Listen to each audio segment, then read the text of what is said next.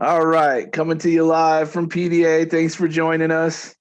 For those of y'all just turning in, Victor's an idiot.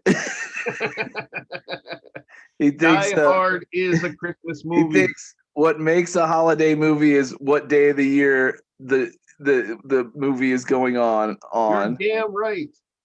and not whether or not it has anything to do with the holiday or not. And just in, he hates Jennifer Lopez. So You hate Jennifer Lopez.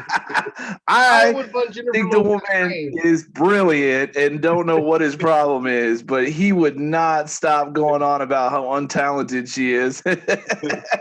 And how unattractive she is for a Yeah. 60-year-old, you Uh-huh. said? Yeah. Jeez, Victor. Why are you hating on old people? They're people too. They're people too. Ageism is a thing. Well, Dot's supposed to be logging on any minute now. And I have a topic that I have literally been wanting to talk to somebody about and bitch about since I think like Tuesday when it came up.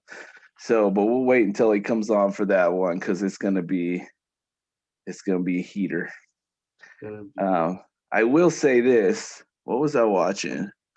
We've had quite a few discussions on PDA about the idea of I can never think of the term, cultural appropriation, and the idea always kind of pisses me off because like people liking something that you do and thus wanting to do it because they think is cool. I don't think is cultural appropriation. Like that's think you have to like admiration.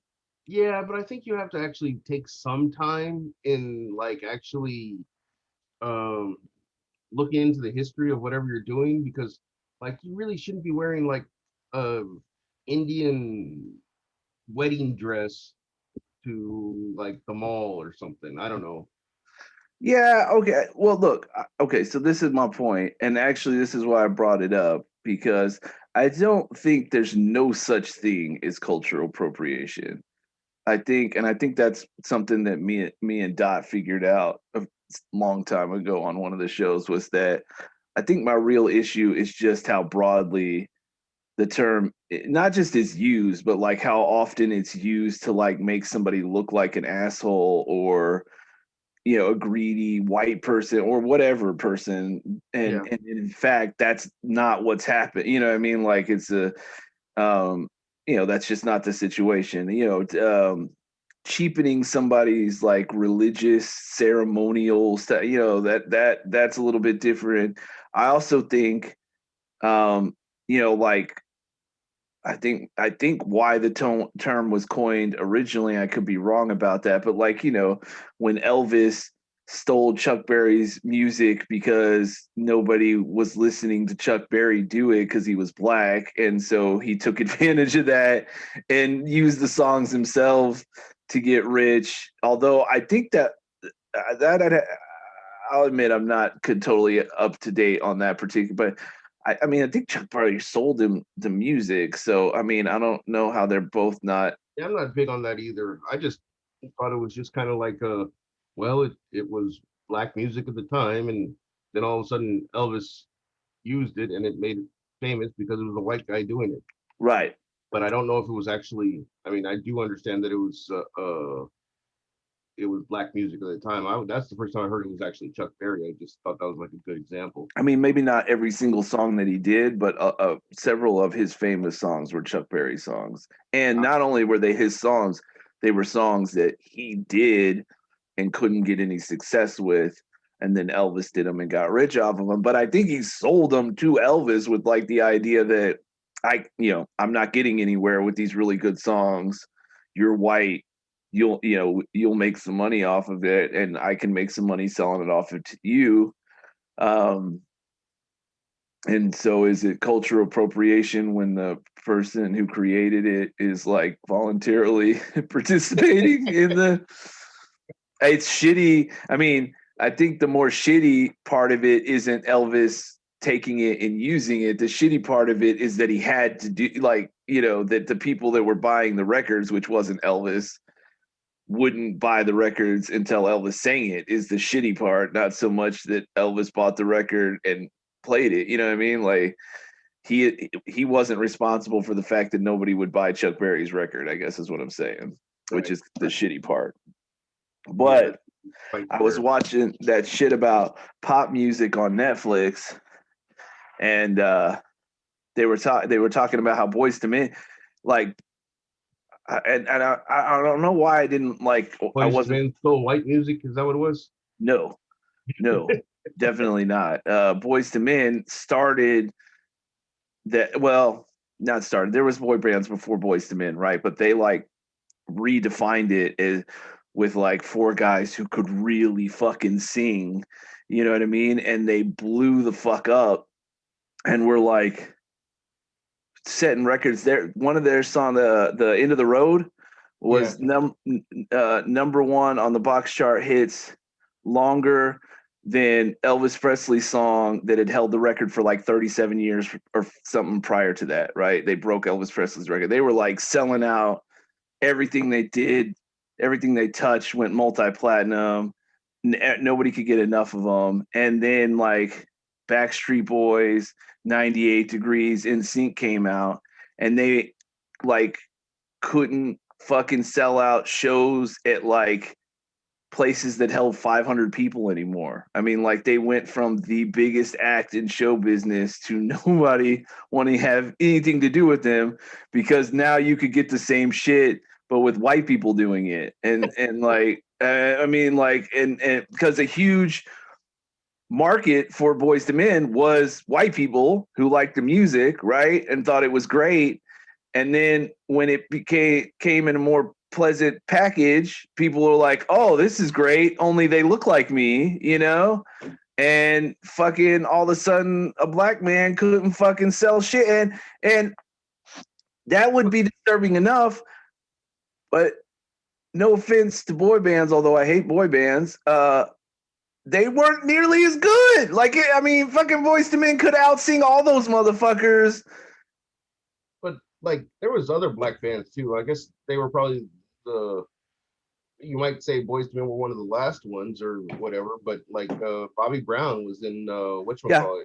Mm-hmm. But it was different. It was a little bit different. Like Bobby Brown, New Edition. They weren't considered pop. They weren't like they were considered like hip hop R&B, right? Whereas Boyz II Men really did go like kind of start in R&B for a very short period of time, and then immediately broke into the pop charts, which was very, very unusual for black bands at that point. Like if you were black, you were hip hop and R&B, period. And Boyz II Men was one of the first groups that like crossed that bridge. And New Edition never did. New Edition was always considered R&B. They were always on a separate chart. Like there's the R&B charts and then the pop charts, right? And New Edition was never. I mean, maybe they like made 46 at some point. You know what I mean? But like they never really made any impact on the pop charts. Now you're hating on New Edition. I love New Edition. I'm hating on motherfuckers settling for a shittier class of music, like a shittier quality of music, because they prefer white people singing. That, like, my whole point is, I've always found it really hard to find examples of actual cultural appropriation as opposed to people just trying to make something into something it's not. And then I watched this shit after bitching about it this week and was like, just trying to they culturally impose the fuck out of those ads. You know what I mean? Like, what the fuck? I loved Boyz II Men, dude. Those dudes were fucking awesome. And I'm sorry, but like they were saying that 98 Degrees was like the closest talent-wise to Boyz II Men, and I'm like, how can you, like, I get that maybe talent-wise they were so much better than the other groups, but like, how can you say the closest to with a straight face? I mean, like, hey, was that what's the name? The one that married Simpson? Yes, who I think is I've always kind of liked. I mean, he seems like Nick Lachey seems like an easygoing dude, So who, by the way, in the interview, like openly, very easily was like, yeah, we did everything those guys did because they were, 'cause they were awesome and everybody loved them.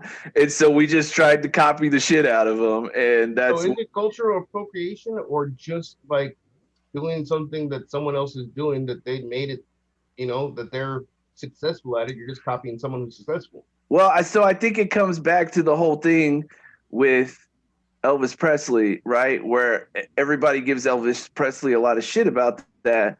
But again, it wasn't his fault that people wouldn't buy the Chuck Berry albums and these other songs that were originally songs written and played by black artists, right? Like he just took advantage of the fact that if he wrote it, people would buy it, right?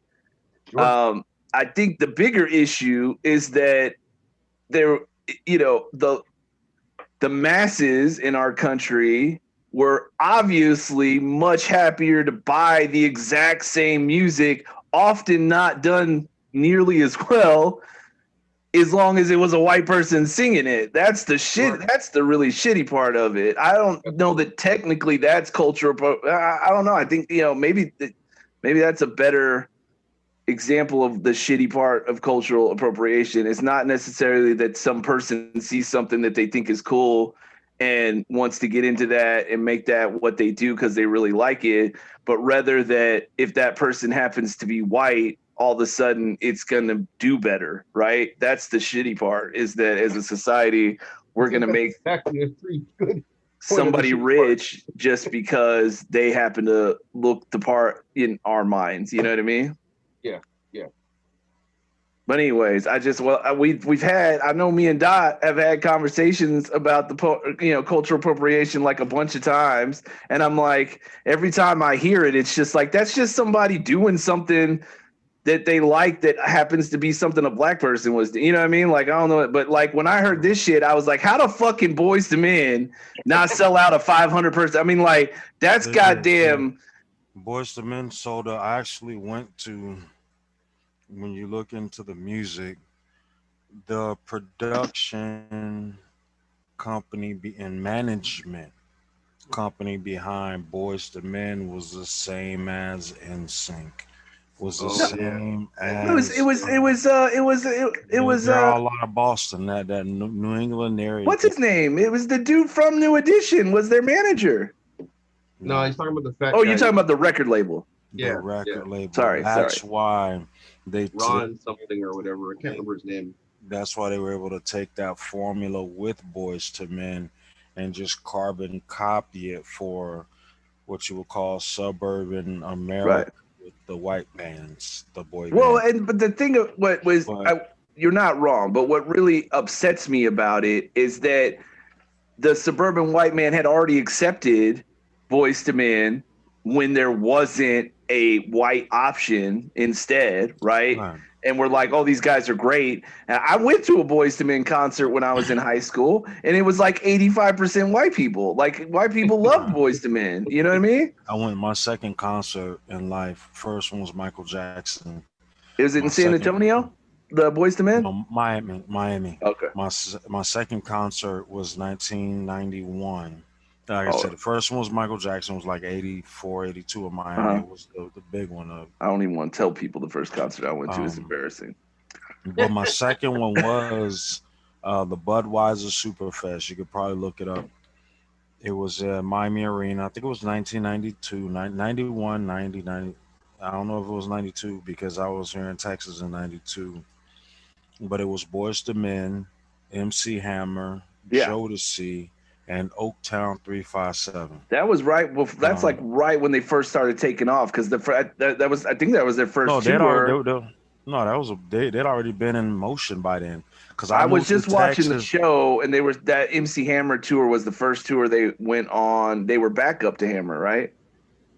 Like they opened for. Yeah, it was them, Jodeci. They opened. Yeah, right, Jodeci. Yeah, I was just watching the show about it. Yeah. I went to that. Me and my sister caught the monorail down in Miami today. It was a Budweiser Superfest. They had already had like Motown Philly. Right. I mean, that was their first. That was more so like a New Jack Swing. It wasn't See, when you look at the way Wish music they'd is done more of that. classic, well, it was a lot of bands with New Jack Swing. Right. They wanted Jodeci was actually New Jack Swing, and Boyz II Men was New Jack right. Swing before they were technically R&B. It was New Bivens, Jack right? Swing. Michael Bivens was his name, right? Wasn't that the guy who Oh, made I it? He love that was a dude. part of Yeah, Bell yeah. Biv DeVoe. Yeah, Yeah. Michael Bivens. So you had other bands like like That was my first concert. Rex in Effect. Over in Yeah, Bo. Father MC. They were great. You had it was. Think about all the music that came out during the time of New Jack City. Yeah, It no, was New Jack music. So right. that music and that style, it they were still R&B technically Yeah. R&B singers, They planned to be but an R&B their group. genre was never hip hop Right. because hip hop had its actual own genre before the blending. Hip Right. hop consisted of the elements. Right. R&B was like Britney Spears and NSYNC and so on for No, black people essentially for a while. no, we our R&B. You had people. I mean, you got to realize we can't. There was But during that time they I'm actually saying there was still people that sang R&B like Luther Vandross, right. Right. I like like Roberta Flack, Right. Anita That's what I'm saying. Baker. there's That's some what we had as real like R&B Right. rhythm and I'm telling you, but yes, and from an Britney Spears industry and those they were standpoint, pop. They were right. still pop. They were inserted But as a but from pop genre. an industry standpoint, right? Not until the late 90s was it commonplace for black artists to be on the pop charts, right? You had hip Well, hop, which has its right, own charts. You had right. R&B, which has its own charts, pop, country, so forth, right? And if you were black, you got rated on the R&B charts, and if you were white, you got rated on the pop charts. And it was very unusual. Only like Michael Jackson, like there were I very mean Michael Jackson. they Well, were black here's why that and was. That broke had to do into with the the FC. pop charts. That had to do with the FCC, the communication and how radio stations. Because you're talking about a time to when music was broke via the radio and stations. When you looked at the FCC, your station had to be considered either urban or pop. So what falls under urban? Typically everything that has a black face to it. Yeah, I mean the What shit falls I was under pop watching, could have been Why, rock.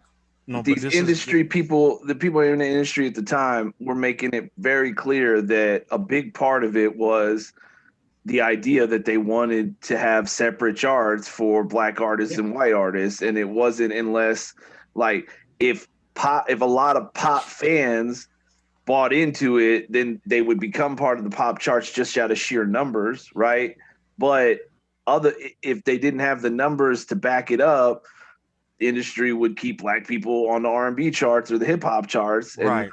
right, and So That's why. here's a way. Wait. That's why I got props for Fresh Prince. Will Smith. Will He was Smith. like one of the very first ones that got like the rap when the division opened up. It was rap or whatever, and he got one of the very first awards for that. But they didn't want to televise the award. It was going to be one of those things that they gave out. Was right, it the Grammys? I think as Will Smith actually boycotted the because Grammys. of that. That's right. Right, Yeah. because they weren't So going to make it part of the broadcast. It was going to be one of the awards right. that they like Yeah. give out when nobody's paying attention because nobody gives a Mhm. shit about it.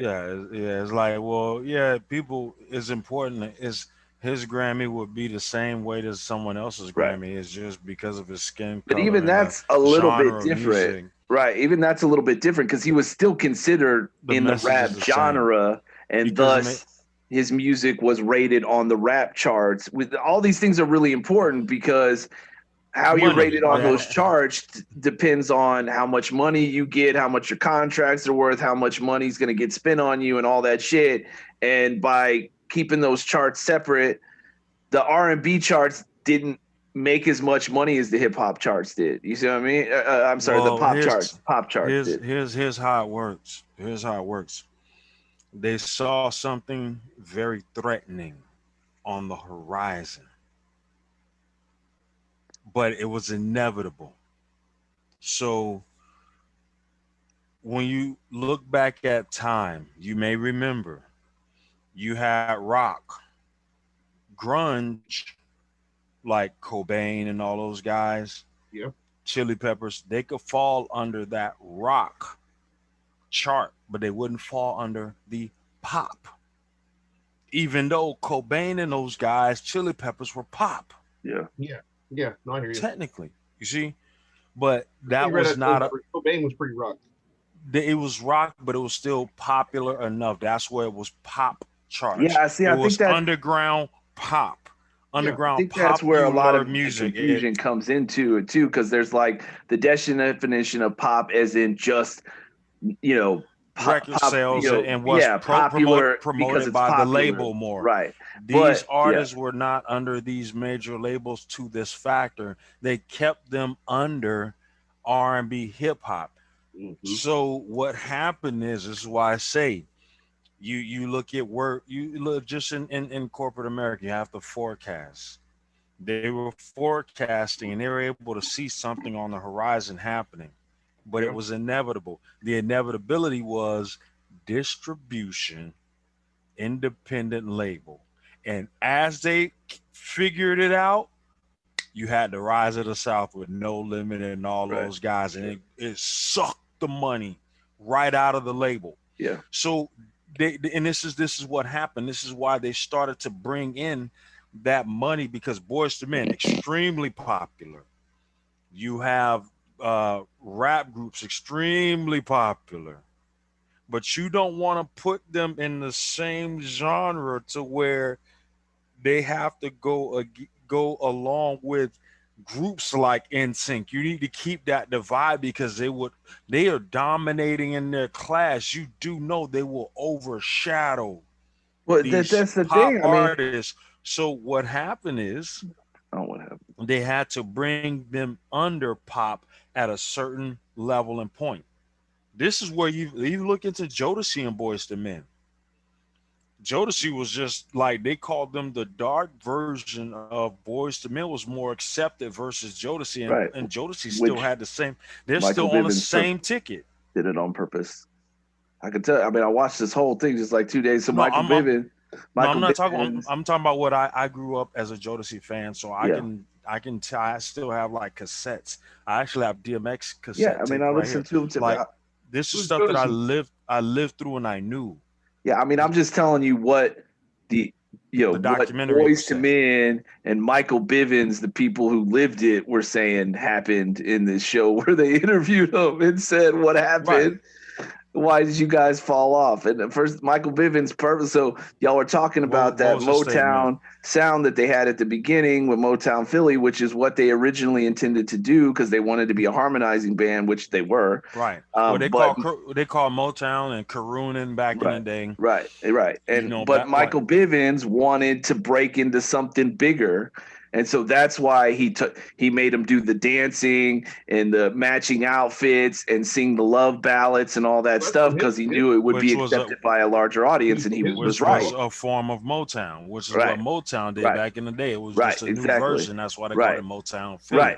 right, exactly. It And they was. were more accepted because they dressed not like urban, but like in suits, and like they took themselves seriously, which is shitty that they had to, but that's why they did it.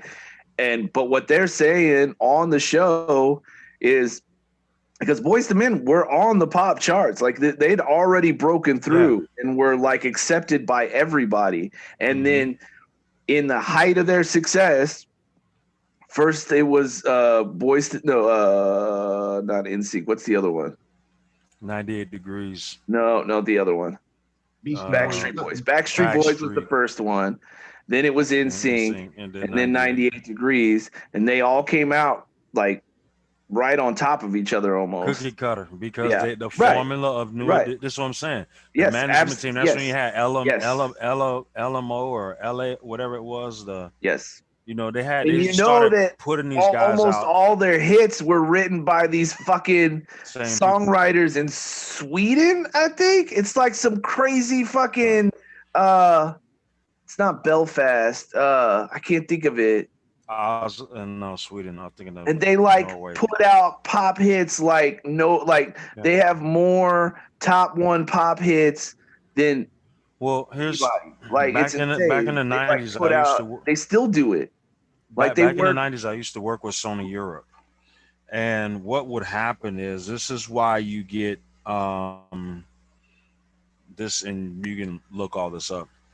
I Stockholm. Stockholm, Sweden. Yeah. All right. Remember, there was an artist, popular one back in the '90s, where they went pop with her, Robin. They kind of took the Mary J. I mean, they wrote Blige like swing feel with yeah New all the Jack, and really they gave it to Robin. She had that record, "Show Me Love." all of the Show me, big hits for Backstreet Boys. Hit Me Baby One More Time. Like that. Like those they when had I'm already watching won. the show, they have this list panning down the screen of artists that they worked with that had number one hits, and it was like 8,000 songs long. I mean, it was fucking insane. All the big artists, like a pop artist that you can think of, every single one of them is on that fucking list. I mean, it's fucking crazy. And they just bang out shit all day long, like just like. I saw the science crap. But anyway, let me. So what they're saying is, as soon as that shit came out, and the same fans who loved Boys to Men, a huge portion of them were like, "Oh, it, I can get the same thing with a white face." In fact, one of the people made it like this really big point that like there wasn't a lot of Boys to Men posters like on kids' walls and shit, but there was In Sync and 98 Degrees, right? Maybe because parents felt more comfortable with pictures of white guys on their kids' walls instead of black guys. And the guy was like, that's kind of it. I mean, how do you compete with a picture, with somebody who has where the fans have pictures of them on their walls and you don't, you know what I mean? Like and as soon as those bands got popular, Boyz II Men completely fell the fuck off. And now they do Las Vegas, and the shows are smaller, but like, how can you not, like, I just don't even, I don't know. I mean, kids are stupid, right? I guess that's part of it. But like anybody who knows anything about music, if you tell me, do you want to listen to a 98 Degree song or you want to listen to a Boyz II Men song? I mean, you're asking me, do I want to listen to a song where four guys who are about as good as you can possibly be at what they do, or four guys that tried to copy them and need to be auto-tuned? I'd like to listen to the four guys who are the best at what they fucking do. Like, how is that even competition? It's insane. You have to look at the factor that you're talking about the collision of two different worlds. I mean, yeah. I mean, I don't need somebody to actually explain it to me. I understand what happened. I'm shocked by the truth of it, is what I'm saying. Like, that's fucking crazy that what happened. I'm not. It was just normal. It is, but there are artists that surpass that. I mean, Michael Jackson didn't get beat out by a white person who sang songs like him because he was fucking amazing. They just always put him against Prince. They put him against Prince all the time. Right. That was their thing. Right. And I'm just saying, like, there are artists who should be talented enough that is fucked up that all that shit happens. Whitney Houston, you know what I'm saying? Like, Whitney Houston was black, and nobody, even when she had all the problems that she had, she still sold records and people loved her ass. You know what I'm saying? Like, it feels like you should get to a certain point where it's like, that's just talent that nothing can suppress. And Boyz II Men were at that fucking, like, it wasn't even like they almost got there, but then NSYNC came out. I mean, they were there for like 4 years, 5 years. Like, everybody knew who they were. Anyway, when, like, one of the things, look into the difference in Jodeci and Boyz II Men. You'll see Jodeci was dirty as fuck. That's the difference. Jodeci used to fucking bring people on stage and dry hump them. That was not. Yes, it was. Yes, it was. I was at the concert that he did it on. Come on. Yes, he did. I'm not knocking him for it. It was great. I loved it. But what he did, Boys to Men never brought anybody on stage, laid them down, and dry humped them. That like they were like clean cut, like that. You Bro, know. do you know you That was can Bobby Google Brown. it, bro? Do you? I think you need to Here it really is. know and live through the actual time as it happened. Do you I know that there's did. What are you talking about? You and I are the same age. We listen to the same kind of music. yeah, to an I extent. went to a Jodeci concert and a Boys to Men concert. I Like I sat, I had all sat, their I albums. bro, I sat in a room with these guys, All right. I'm literally. not saying I know who they are as Like, people, no, but but this is that's what not I'm really what we're saying. talking about. What I'm saying is, I there's you could Google this. It's funny as hell. There's a video online where they have, I think it's Justin Timberlake, maybe Ben Affleck, or one of the Avengers, or one of them when they were with Disney, and they were singing Jodeci, performing it on the Disney Channel. Awesome. It was, God, I know Justin Timberlake is probably one. I think were we watching it, but I don't know. It was is Jodeci perform. It's on YouTube, but it's so fun. I think it was "Freaking You" or "Cry for You" or "Fiending" or one of like I'm dead ass serious, and they were like 12, bro. But they were like all the white kids. It was the Yeah. funniest Oh, the shit white ever. kids love Jodeci. They the thing was, man, is that they made Jodeci the more urbanized, Sure. sexualized, Yeah, they definitely hypersexualized, did. and that was a part of the thing. You know, wearing all black, being the bad boys of R&B, Right. Like Bobby because Brown. initially Jodeci was New Jack. Got you. When you, I mean, think of R&B, their first album, "Forever My Lady." Yeah. The time, Justin Timberlake and Ryan Gosling sing "Cry for You." "Cry for You." Yeah, that if you watch that video, it's fucking cringe. But that shows you, even at that time, the magnitude and impact of Jodeci. Sure. You know what I mean? So I mean, they all lived in the same realm. you're talking about in the Of, '90s. I mean, yeah, like bro. black culture. Like it's always They, interesting to they, they, me the like the it's like the opposites of things that are going on at the same time, right? Because while racism is still huge and people are still like getting fucked with and held back because they're black, at the same time, like on a larger cultural standpoint, like it's all I mean, the biggest most popular shit is hip hop, it's R&B, it's what I mean, like everybody, like growing up, like white kids that I knew, they like I knew tons of white kids that would have fucking given their left leg to be black instead of what I mean. Like it's like this total opposite, like these things that shouldn't both be true at the same time. Whereas you have like a huge part of the population that like just thinks black is the coolest fucking thing ever, and then at the same time, like this, like black people are thought of less than for being, what I mean? It's like these two so extremely I could contradictory explain that things. to You know you. what I'm saying? It's I could crazy. explain to the people why that is. Everybody wants to be an Avenger, but with great power comes great Right. responsibility. Sure. All right, You but have here, to live through every day, every right. moment. Right. Well, no, and you're absolutely right. Because while I did have friends that even if you gave them time to think about it, would have chosen to be black, at the same time, I know and knew those people, and had they become black, I'm quite certain they would have regretted it Right. because they Because just didn't understand all the fucked up shit that would have come with it. They just thought, man, everybody thinks black people are cool. I want to be cool, I and want to didn't be an know, Avenger, right, all and the then it's negative like, shit that oh, comes hold with. on, I Yeah, no, gotta you're fight absolutely armies right. Yes, and yes, that's gods absolutely and demons and everything from all right, different realms of space right, for on a sure, Wednesday. right, for You sure. know, so that's kind of like a metaphorical plight of being black, and then being able to see like You could just be replaced by a different Captain America. Right. That's You know? the joke that Chris But- Rock used to always joke about, how Yeah, he white said, person wouldn't even want to be Chris Rock, and I'm fucking rich.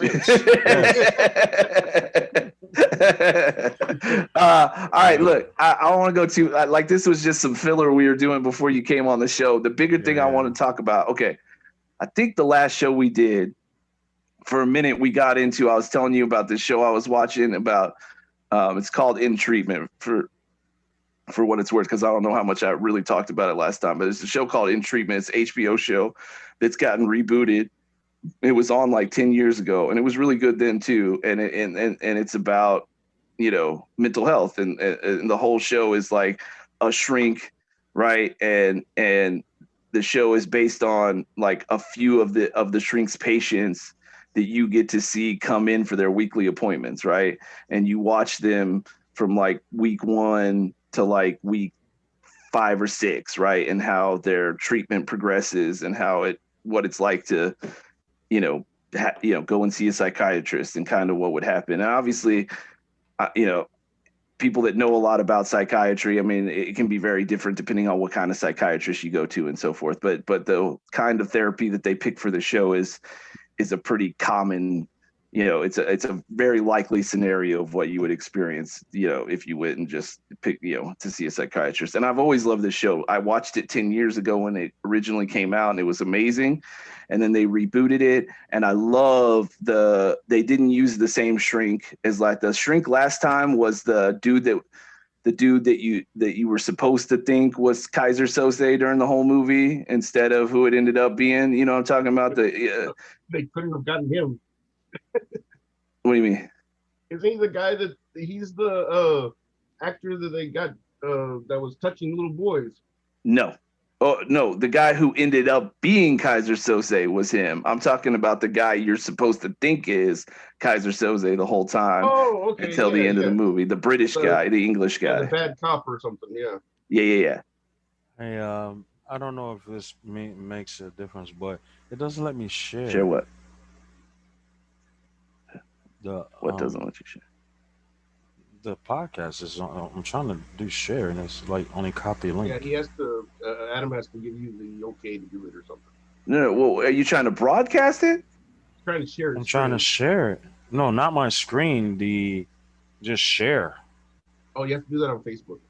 I'm literally on my Facebook, and it doesn't show anything. There's like somebody who's trying to watch it right now or something. I'm just trying to share it to groups Okay, of people. we'll figure it out. I'll help you figure it out after the show. Okay. Because I have done it. I've shared it. We'll figure it out. We'll figure it out. All right. So, anyways, that's who originally was, and then they rebooted it. And I sometimes I get a little frustrated how every single show has to have like a black person and a gay person, and like it's like, or it can't be a show. You know what I mean? But right. In this particular case, I think it makes total sense that instead of having another white guy, which they'd already done, they mixed it up a little bit. And I can't think of her name, but it's Crazy Eyes from Orange is the New Black. Have you already watched that? I love her. I've literally have not watched one It's a great episode of that show. It's really good. It's really good. Couldn't. I can't tell you not one thing. All right. So about that show. I'm sorry. Maybe you can look up her name, Victor. That's the thing she's most well known for, but she's been in some other stuff, especially since then. She's an amazing actress. The part that she plays in the other show is fun. I mean, she's Uzo on the spectrum of some sort.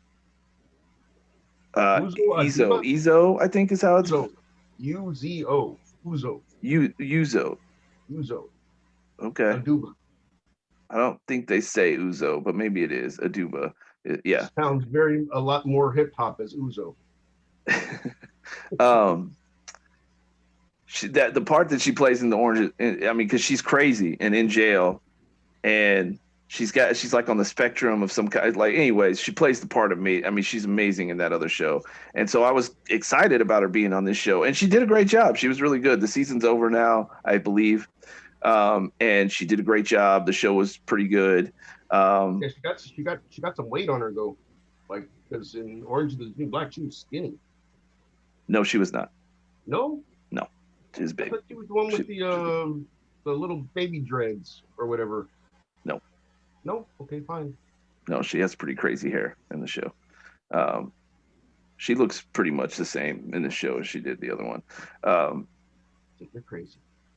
So anyway, show's good. I like the show. I mean, I think it leaned a little heavily on like the issues that like every show is making, and like Yeah, I love the fact that we're drawing more attention to the things that we're drawing attention to. That's great, right? And if the small downside to that is like we overdo it, say la vie. But I do think maybe we overdo it a little bit, right? But whatever, it's not that big of a deal. And the show was still really good. And this was the show, I think the last show we did, I talked to y'all about how the girl on the show like was basically saying that as a black girl, there was literally nothing she could do to make her life safer, right? That was an impossibility.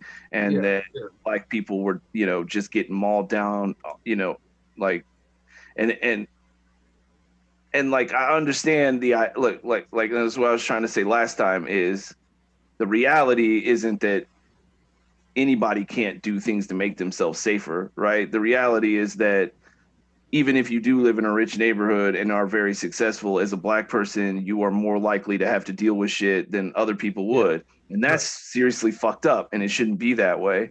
And we need to continue to work on fixing that. And I'm not trying to minimize that because it's not a minimal thing, right? I was just trying to point out that nobody, everybody can make themselves safer, and nobody can make themselves 100% safe, right? Because that's now where I'm going, right, is now there's a podcast out that talks about the show.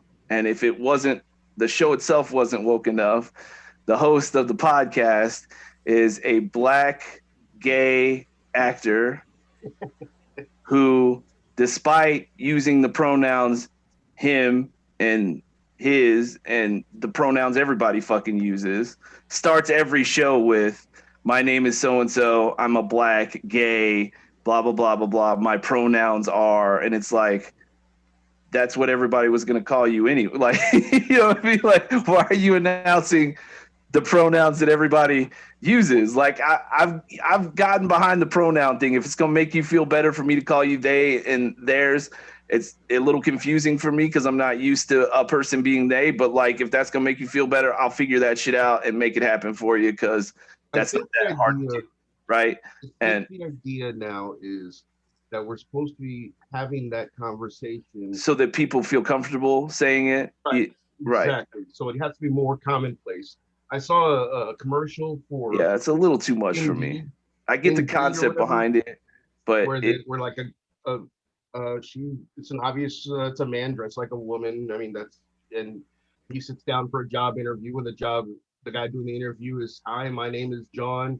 I recognize myself as he and him. What do you recognize as your pronouns? And then she says, I'm so glad you asked that question.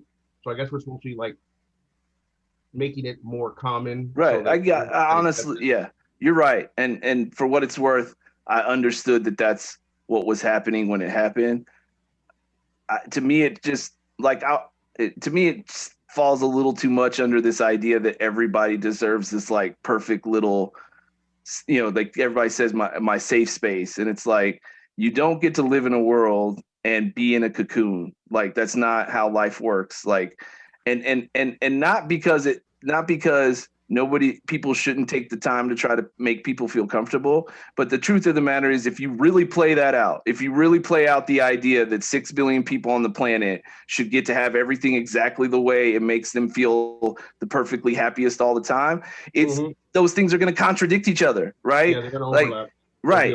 You have to have like you have to have like a group understanding of how things are going to be done, in which you get some of the shit that you want and you sacrifice some of the shit that you want, because that's how you live in a plural society, right? That's the only way you can live in a plural society. And so I don't hate the idea of like, let's all try to make everybody feel as comfortable as we can, but you can only take that so far before it becomes not only ridiculous, but fucking impossible. You know what I mean? And so I'm saying, like, if you want to tell me, hey, these are my pronouns and I prefer you call me by that, cool, fine, no problem. That's no sweat off my back. It's not going to mess with me and what I'm trying to do. I don't have any problem doing that, right? But now you're telling me I now have to go out of my way to tell people what my pronouns are, even though nobody has a problem with the, like saying the correct pronouns when they talk to me to begin with, like just so that you can feel even better, because me just using them and not giving you a hard time about it and accepting it, that's not enough. Now I need to become you as well so that you can feel more comfortable about being yourself. Like that's I'm actually concerned about asking some people about their pronouns. Right. And that means I'm right. on the fence on whether you look like a girl or you look like a boy, and I call you, I'm going to ask you, hey, what do you want me to call you? And right. Be like, F you, Mr. I am completely 100% behind the idea that if you think you need to tell me what your pronouns are for me to get them right and then expect me to use them, cool.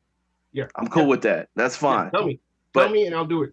Right. But anything above that seems to be a breath too far. You know what I'm saying? Like, how much are you asking of me, somebody who doesn't even fucking know you, and up and until now didn't have two fucking thoughts about you, right? How much of my time am I supposed to invest in you? You know what I'm saying? Like, I'm not expecting you to invest any of that time into me. You know what I mean? Like, what? Like, how much am I supposed to be expected of people I don't know or care about? Not in a bad way. Like 99.9999% of the population I don't think about. You know what I mean? Like, I'm not supposed to. Anyways. Yeah. Out of my reach. I feel like this. You can tell me what you want to feel about who and how you are. I'm a man. I'm Dot. Dick and balls. Look, what's that? You know what I'm saying? Like, what's that have to do with the price of tea in China? Right. Look, it's not lost on me. I put some time. I have two. Outwardly look like a man. I don't think that's too much to like ask for someone else. It's not. So this is where my things bump up against each other, because I'm a firm, hardened believer in the idea that to each their own, right? If you're not out hurting people or causing big fucking problems that you shouldn't be causing, you're doing shit with consensual people and everybody's to like say, I don't give a fuck, right? If that's what's gonna make you happy, do you, right?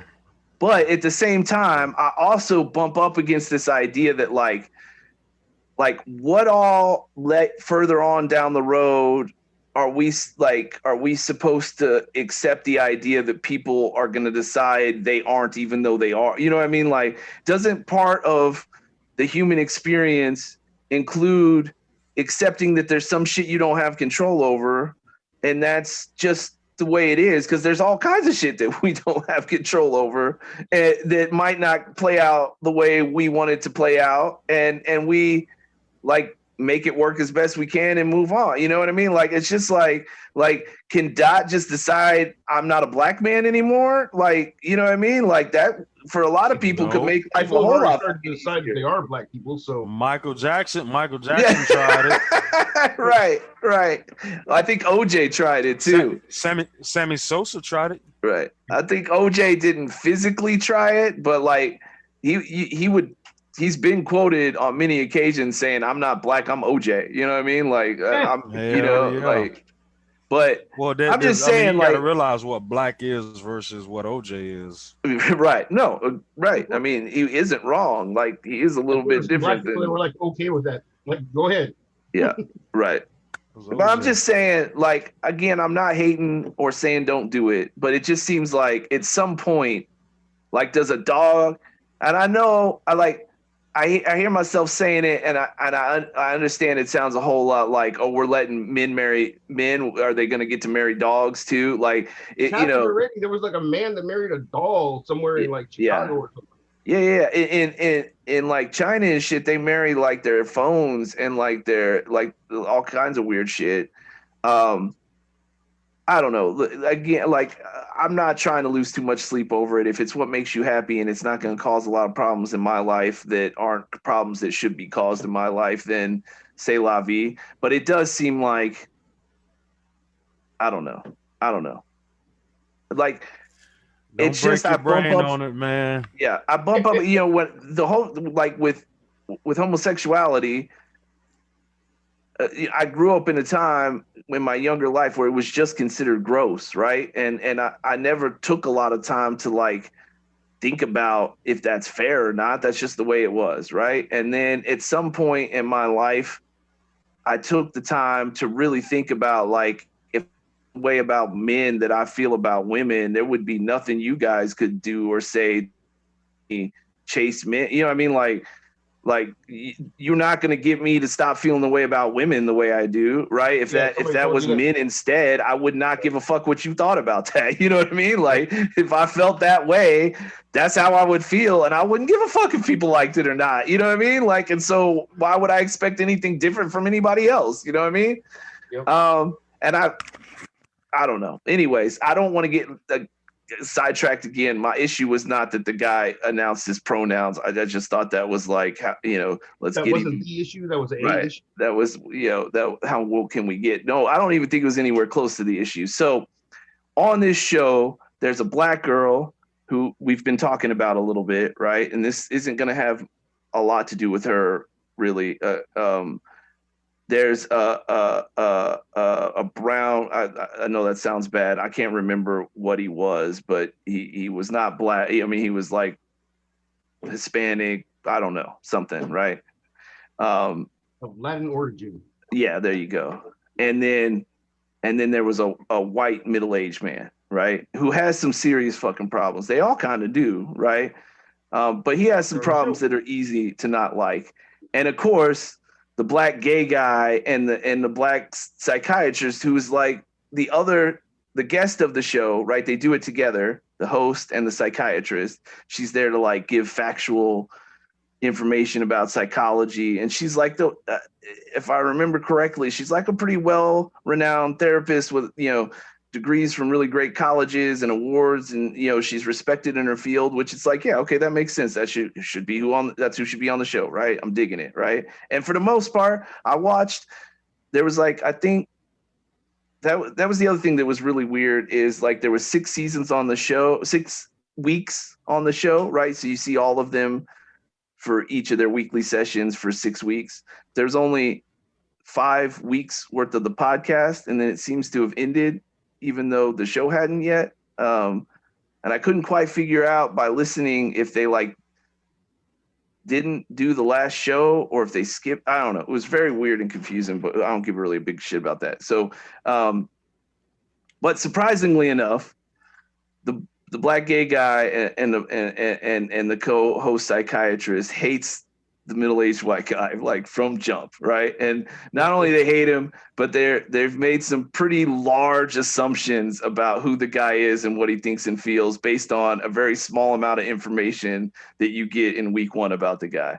Assumptions that could very well be right. Like I'm not saying they like were making shit up, right? But they made that they from very beginning knew exactly how they felt about this motherfucker with very little information about him, and they hated his ass the whole fucking show, right?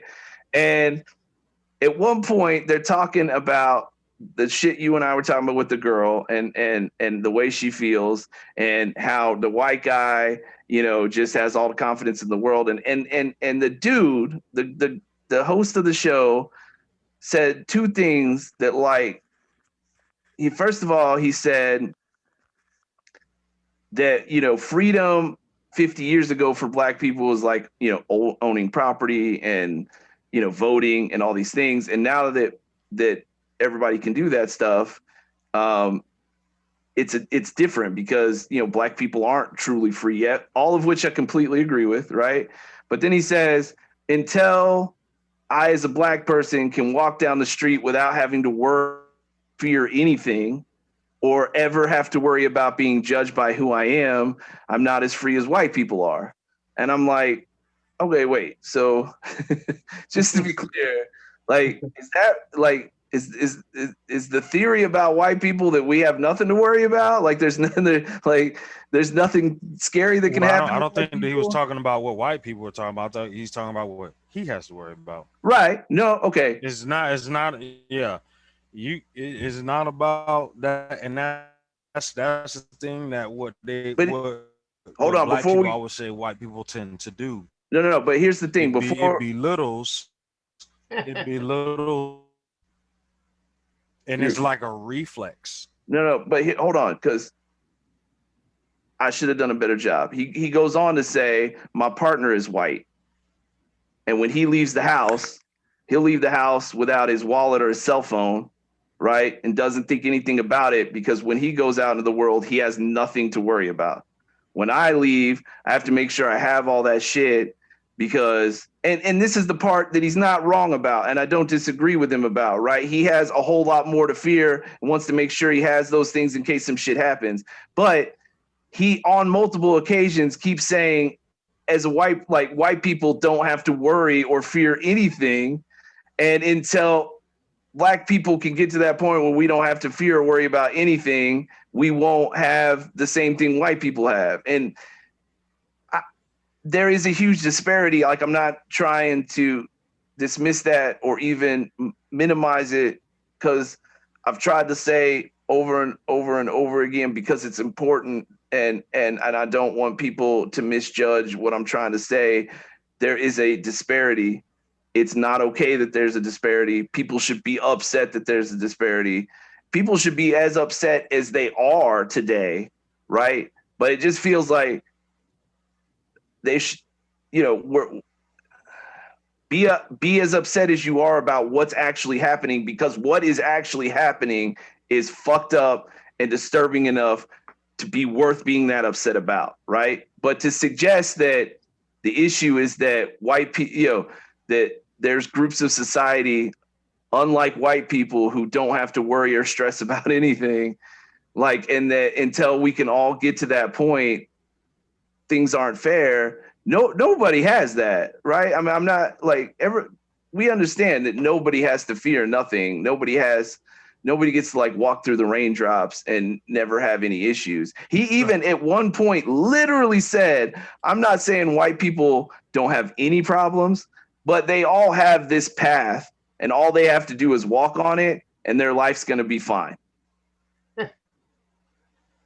Complexion for the protection. That's where that comes from. Yeah, so but y'all get that. You get that that's not actually true. No. You can't. It's true. You gotta realize one thing though. It is easier. Yes. For you to go through life. Yes. Looking one way. Yes. And versus another. Yes. And I'm not it's a human right, a civil right. For that not to be true. That unfortunately is true. It is for certain people. It is that they have a real fear when they walk out their door. Yes. That right. Only because their skin color. Right. But you understand, there's so many things that can happen to them that could cause their life, and right. I think that's what he's meaning. He has to make sure I got this in case this happened. I got that in case that happened. I got this in case this happened. Right. But and you understand that there's a different, because I'm not trying to cut you off, and I'm not only because I'm not trying to be a dick, but because like I don't disagree with what you're saying at all, or think that what you're saying is unimportant or irrelevant, because it's not. It is, and it should. It's not okay that things are that way,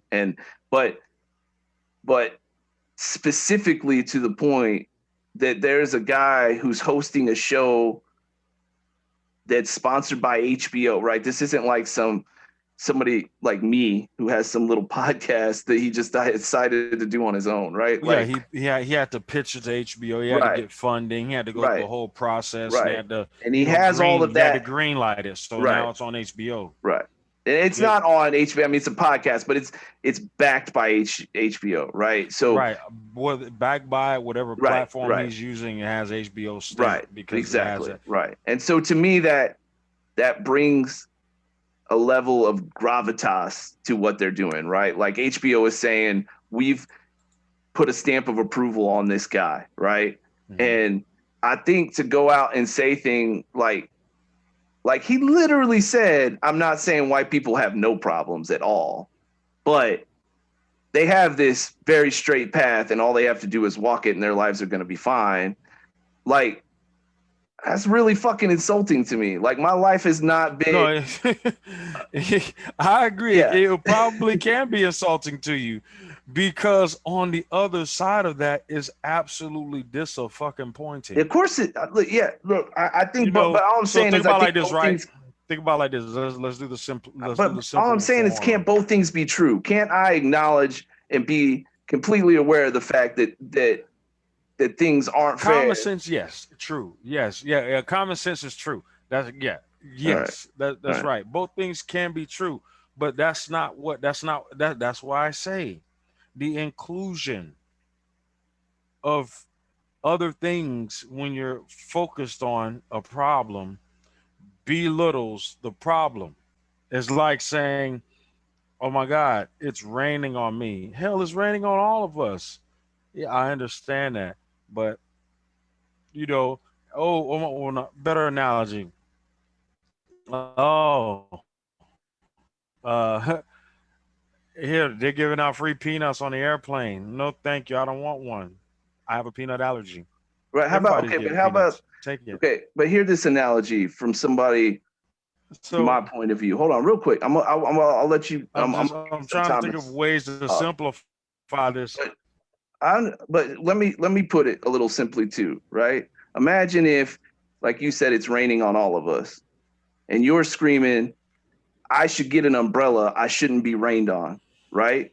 And I'm saying, yeah, we should have umbrellas, right? Nobody should get rained on. And you're like, yeah, but I've been getting rained on for a whole lot longer than you have. So you should just sit there in the fucking rain. I should get an umbrella. You know what I'm saying? Like, I think, like, let's just get a That's fucking the inversion. umbrella. That point is the actual inversion of what you're talking. Is the point that you're trying to make. That is what it is. That's the inversion. Is you? I understand the point that you were trying to make because someone made a similar point about dinner at a table and people and having a drink and uh, is inclusion of yourself or inclusion of we all are suffering when someone speaks up about their suffering. It's the insensitivity. You But know when you I think I okay can be okay so sensitive so to so so somebody's. no, I'm not saying you. I'm not saying Okay. you. I'm talking about the general consensus, right? Narrow it down to fatherhood. Okay. Your little girls come in and say, Dad, I'm scared of the dark. What you scared of the dark for? Ain't nothing dark. Go cut that out. There you go. Or Dad, I'm afraid of the boogeyman. Yeah, I was afraid of the boogeyman too when I was little and stupid. I ain't scared of it now. You'll grow out of it. Get out of here. Okay. Is the level of insensitivity. Is what I mean when you include what you've gone through and what you've accomplished when someone brings to you a real fear and a real problem, just to balance out to say, like, hey, you're not alone in this. We all are, but they feel alone. Yeah. You see me? Well, look, That's what I do understand. that's Yes, what I black do people understand say what you're saying. when he makes that point that hey, I can be born in my skin. I can love and be passionate about, working a certain type of job. And I Yeah. may want to apply for that job. And they'll actually look at my expertise. They'll look at my hard work and they'll look me straight in the face and be like, we'll call you. I had a guy, and I'll tell you, I had a buddy of mine. He worked with me when I worked at USAA, and we both worked in the IT department. And he had a job offer for another company, mind you. It was out in Tennessee. They flew him out there to interview. Mind, this is pre-COVID, all that shit, right? young black kid. He had dreads. He was like 20, 21, 22 barely, maybe 21. Young, in class, getting his degrees, getting all of his certs, doing it, right? He came back from the interview. He had I'll cut all his hair off and just had like a short, like my eyebrow hair is longer than his hair was, right? I said, how'd the interview go in Tennessee? He's like, man, I'm gonna be honest with you.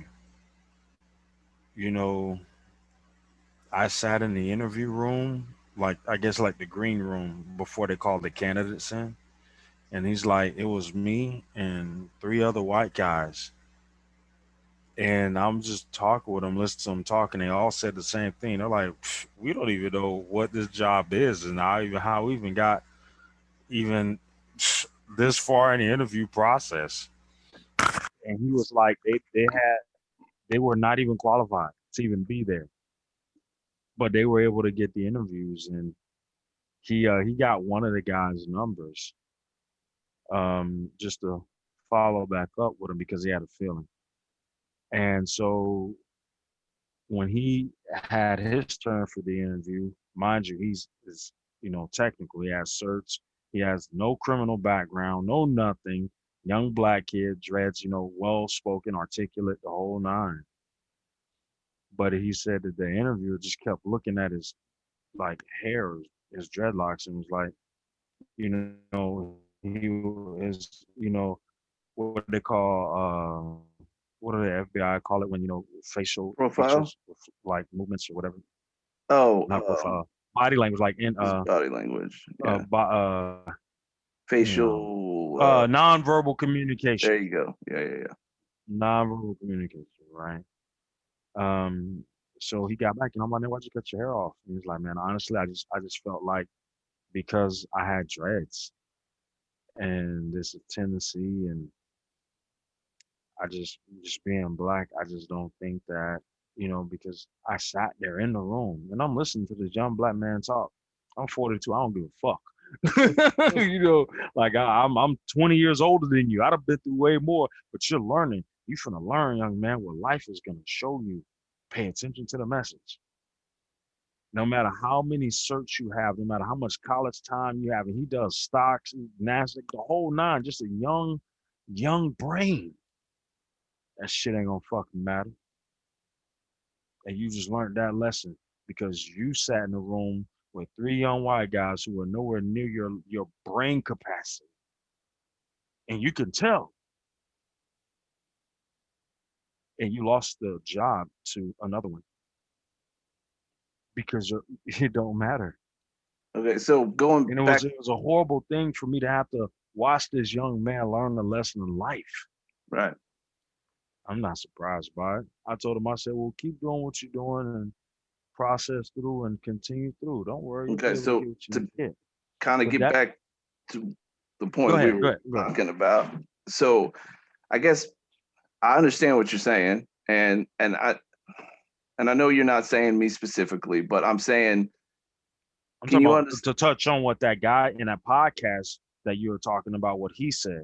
Right. Look, That was just, I was just using that story as an right. No, I example as understand. how No, yeah, I every understand. And day, I'm just like trying to we bring have it back to different, that. yeah, bringing it back Right. to that. We have worries that we go through. And I was just using just something positive, like a Right. job. Right. And you're right. I mean, you're absolutely right. And that shouldn't be Not any crime based, not anything that has. I'm like, here's a task that every man has to do. Apply for a job to work to pay your bills, but it's an added difficulty when you have a level of knowledge right.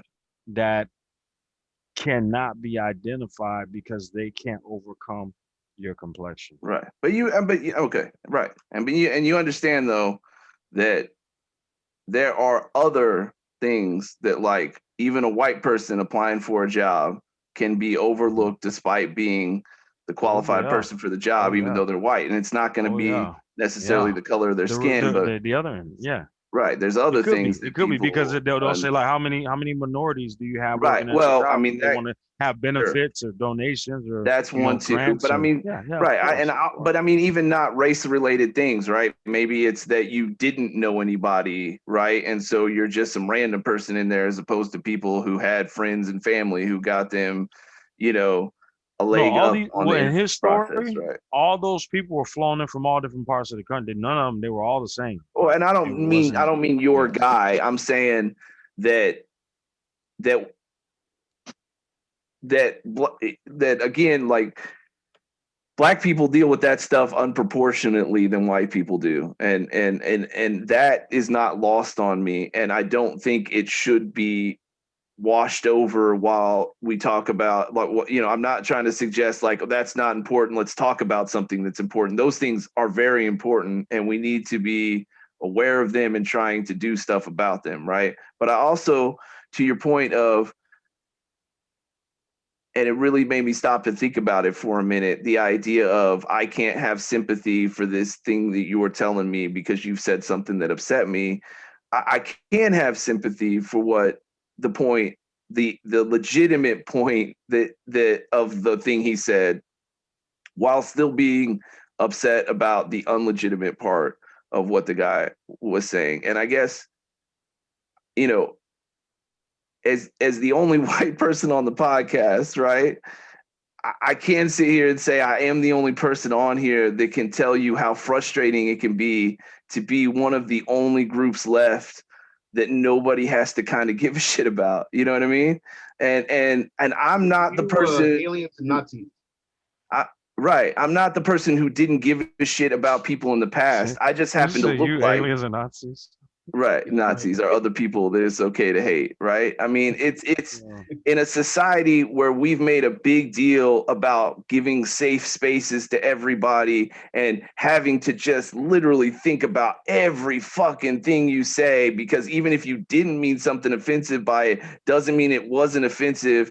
And we don't care what you meant to say, we care what you say. I mean, like in this world where everybody just has to trip over themselves to try not to offend and hurt anybody, like I'm part of a group where that's just not true. Like you can say whatever the fuck you want to about me, nobody's gonna give a fuck, nobody's gonna care, nobody's gonna say shit, nobody's gonna come to my defense, nobody's gonna say that really wasn't fair or that's not true or you shouldn't say that. And to your point, like, yes, I understand that the shit that a white person has to deal with pales in comparison to shit that other groups of people have had to deal with.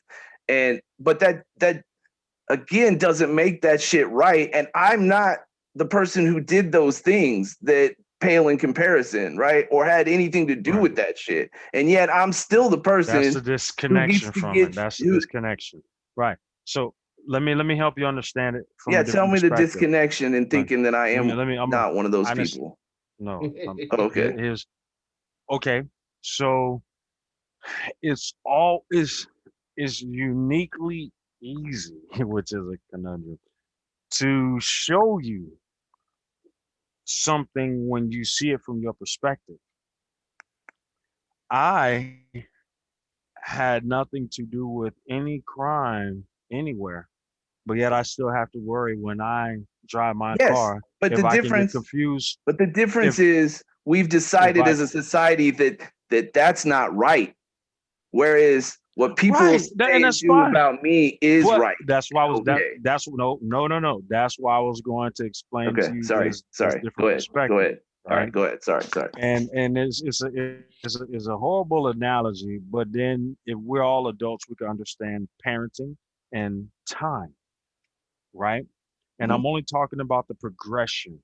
Okay. Let's use time in the progression, but related to parenting. We know shitty ass parents that just whoop their kids, and then the kid grows up in spite of being whooped all the time. They have children, they don't whoop their children, and they sit down adult to adult. Even though Right. there's clearly a parent and a child, they're both grown adults, right? And that child explains to that parent, hey, man, I spent the first part of me being on earth, alive, not knowing anything, trying to discover where I am, who I am, while you was whooping my ass for no reason, just because you were the person in power. Mhm. Now we are both adults. You are shit for doing that because I have an opportunity now as a parent to raise my kid and I see the wrong in what you did to me. As a parent, I don't have to be violent or mistreat my child. I can actually do things to understand my child more, to build respect and teach my child. So everything you did was because you chose to, because you were the person in power. Right. Once again, now that we're both adults, and I'm using timeline, Right. but the analogy is parenting. There was a time on earth to where you had a nationality, not necessarily race, a Right. nationality of people that went through and just bestowed upon the people there what they felt. Mhm. Right. Fold or get folded. Right. And Like, now you have a time where people are like the pushback. Hold on, bro. We're both grown here. right. Right. But you We were recognize, probably mentally children right. during slavery. This is Right. why I say when everybody Right. tell No, I get Kanye, it. Yeah. oh, No, slavery was yeah. a choice, But because the, you were mentally right. superior by tactic Right. during But that the time. difference in the analogy is, in that analogy, you're talking about the parent in the past and then that same parent in the future. Whereas in this analogy, I'm not the parent. I'm just somebody who looks like him. Right. I just utilize that's why I said Yeah. I'm only using something we'll understand as Right. parents as far as time Right. and Right. in perspective, not Right. necessarily being the parent. Because yes, I'm not the child, you're not the parent, but Right. we as parents understand, No, we I do know understand what you're shitty saying. other parents. Right. So what's happening is the nationality would be one type of people Right. That in are that now role. realizing, hey, all this shit was really fucked up. We want, That's why I get said it. this is a Yeah. horrible example. That's why I No, but said I it's a get it. I horrible get it. example. But we Yeah. can relate to this is where we are now. Yeah. No, I get Because it. the Yeah. ass whoopings that happened, the ass Right. whoopings that happened to blacks from Right. whites, from Right. natives, the Native Americans. It Right. happened to blacks all around the world from other races. You can Right. look at this, the Right. Saharan slave trade or sub-Saharan slave, all the transatlantic. Yeah. This all happened to a race of people. So Right. what I'm saying is now you have that people as an adult level time Right. saying, Right. hang tight, bro, How because you're we're right. adults. I'm gonna whoop your Right. And ass now tonight. we have some You power. know, so And we want to let's push have back. And I dialogue. even get right. And I even get Well, the not push back, but let's just have dialogue. right. That's what if you like what we really feel, not what the and let's make this clear. This is the beauty in black people. We are not what the media perpetuates and push. Sure. That's the stereotype. Right. The media will perpetuate and push whatever they want to say and do. And if you don't really know black people and sit around black people and hang out with black people, you're just gonna believe what you see on TV. Well, And then you right. have Plus, places like Montana, Utah, where there's very few black people. So if I just show you images on TV of thugs and sure. criminals and this and that, that's gonna be your interaction. Well, I But if mean, I you think take somebody from Utah and take them to a barbecue down in Georgia, you gonna make sure they're gonna be like, no, here, baby, make sure you eat well, some and I food. mean If you want the some more Kool-Aid, I know it tastes like sugar. You probably got diabetes from drinking this Kool-Aid. You want some greens, you want some chicken, eat up. Oh, you skinny. You know, you know what I'm saying? Black people have a lot of love, man. sure. A lot I of mean, I think I would say the bigger fault in that is the idea that and it seems like we've gotten further away from the what I grew up understanding was assuming that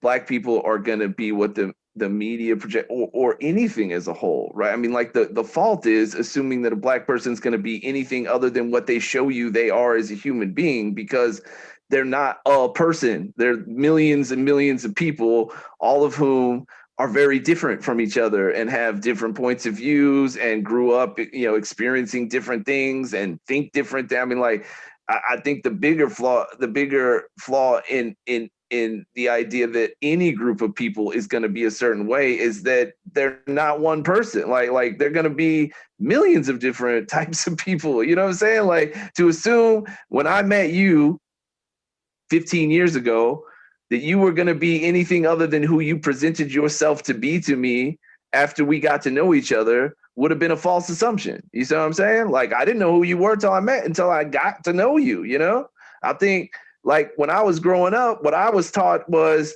don't assume anything, like whether it's a negative or a positive stereotype, whether it's what you see more often than not with a certain group of people, like that doesn't matter because this person might not be anything like that. You won't fucking know until you meet him. You know what I mean? I don't know if I was taught that when I was younger, but that's sure the way God dang it! That's the way I went did. away. I mean, that's just the way it was. I've tried. I feel like I've thought about this a lot, right? How is I it? just tried to grab a screenshot, a photo of something, but I missed it. I'm I'm sorry, guys. It touched on what you were talking about. It was an ad that had a picture of a black guy, and it had him with a Coach purse, and the Coach purse was rainbow, the C's, rainbow, and then the caption at the bottom. If I could see it again, I'll grab it because I think it touched on what you were talking about, and it had Bob, the drag queen, Atlanta, Georgia. Right. I mean, like, but it's just a regular black guy. Look, he looked like me. He wasn't in makeup, nothing. Right. Looked like black man. Looked just like me. Just had a bald head versus braids. Right. And it was like, I'm saying, any that assumption spoke volumes. I just that you have of who a black person. I saw something. That's what my screen went all crazy.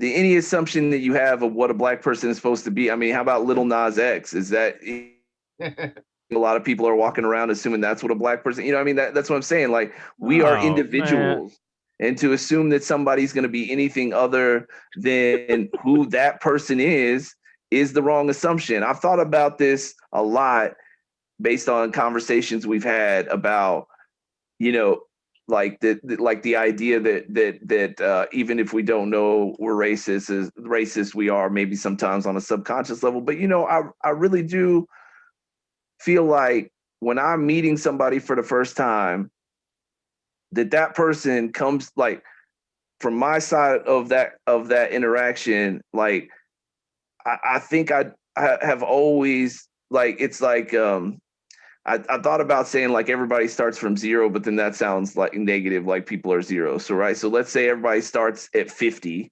right? And if I haven't met you, the level of respect that I have for you is a 50, right? And then you and I are going to get to know each other, and that level of respect is either going to grow towards 100 or it's going to drop towards 0, depending on the interaction I have with you, right? Well, you had it right initially. Think about it.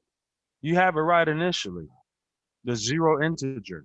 Right. Well, you could either go -1 or you can go 1. I agree with you because I'm a math person.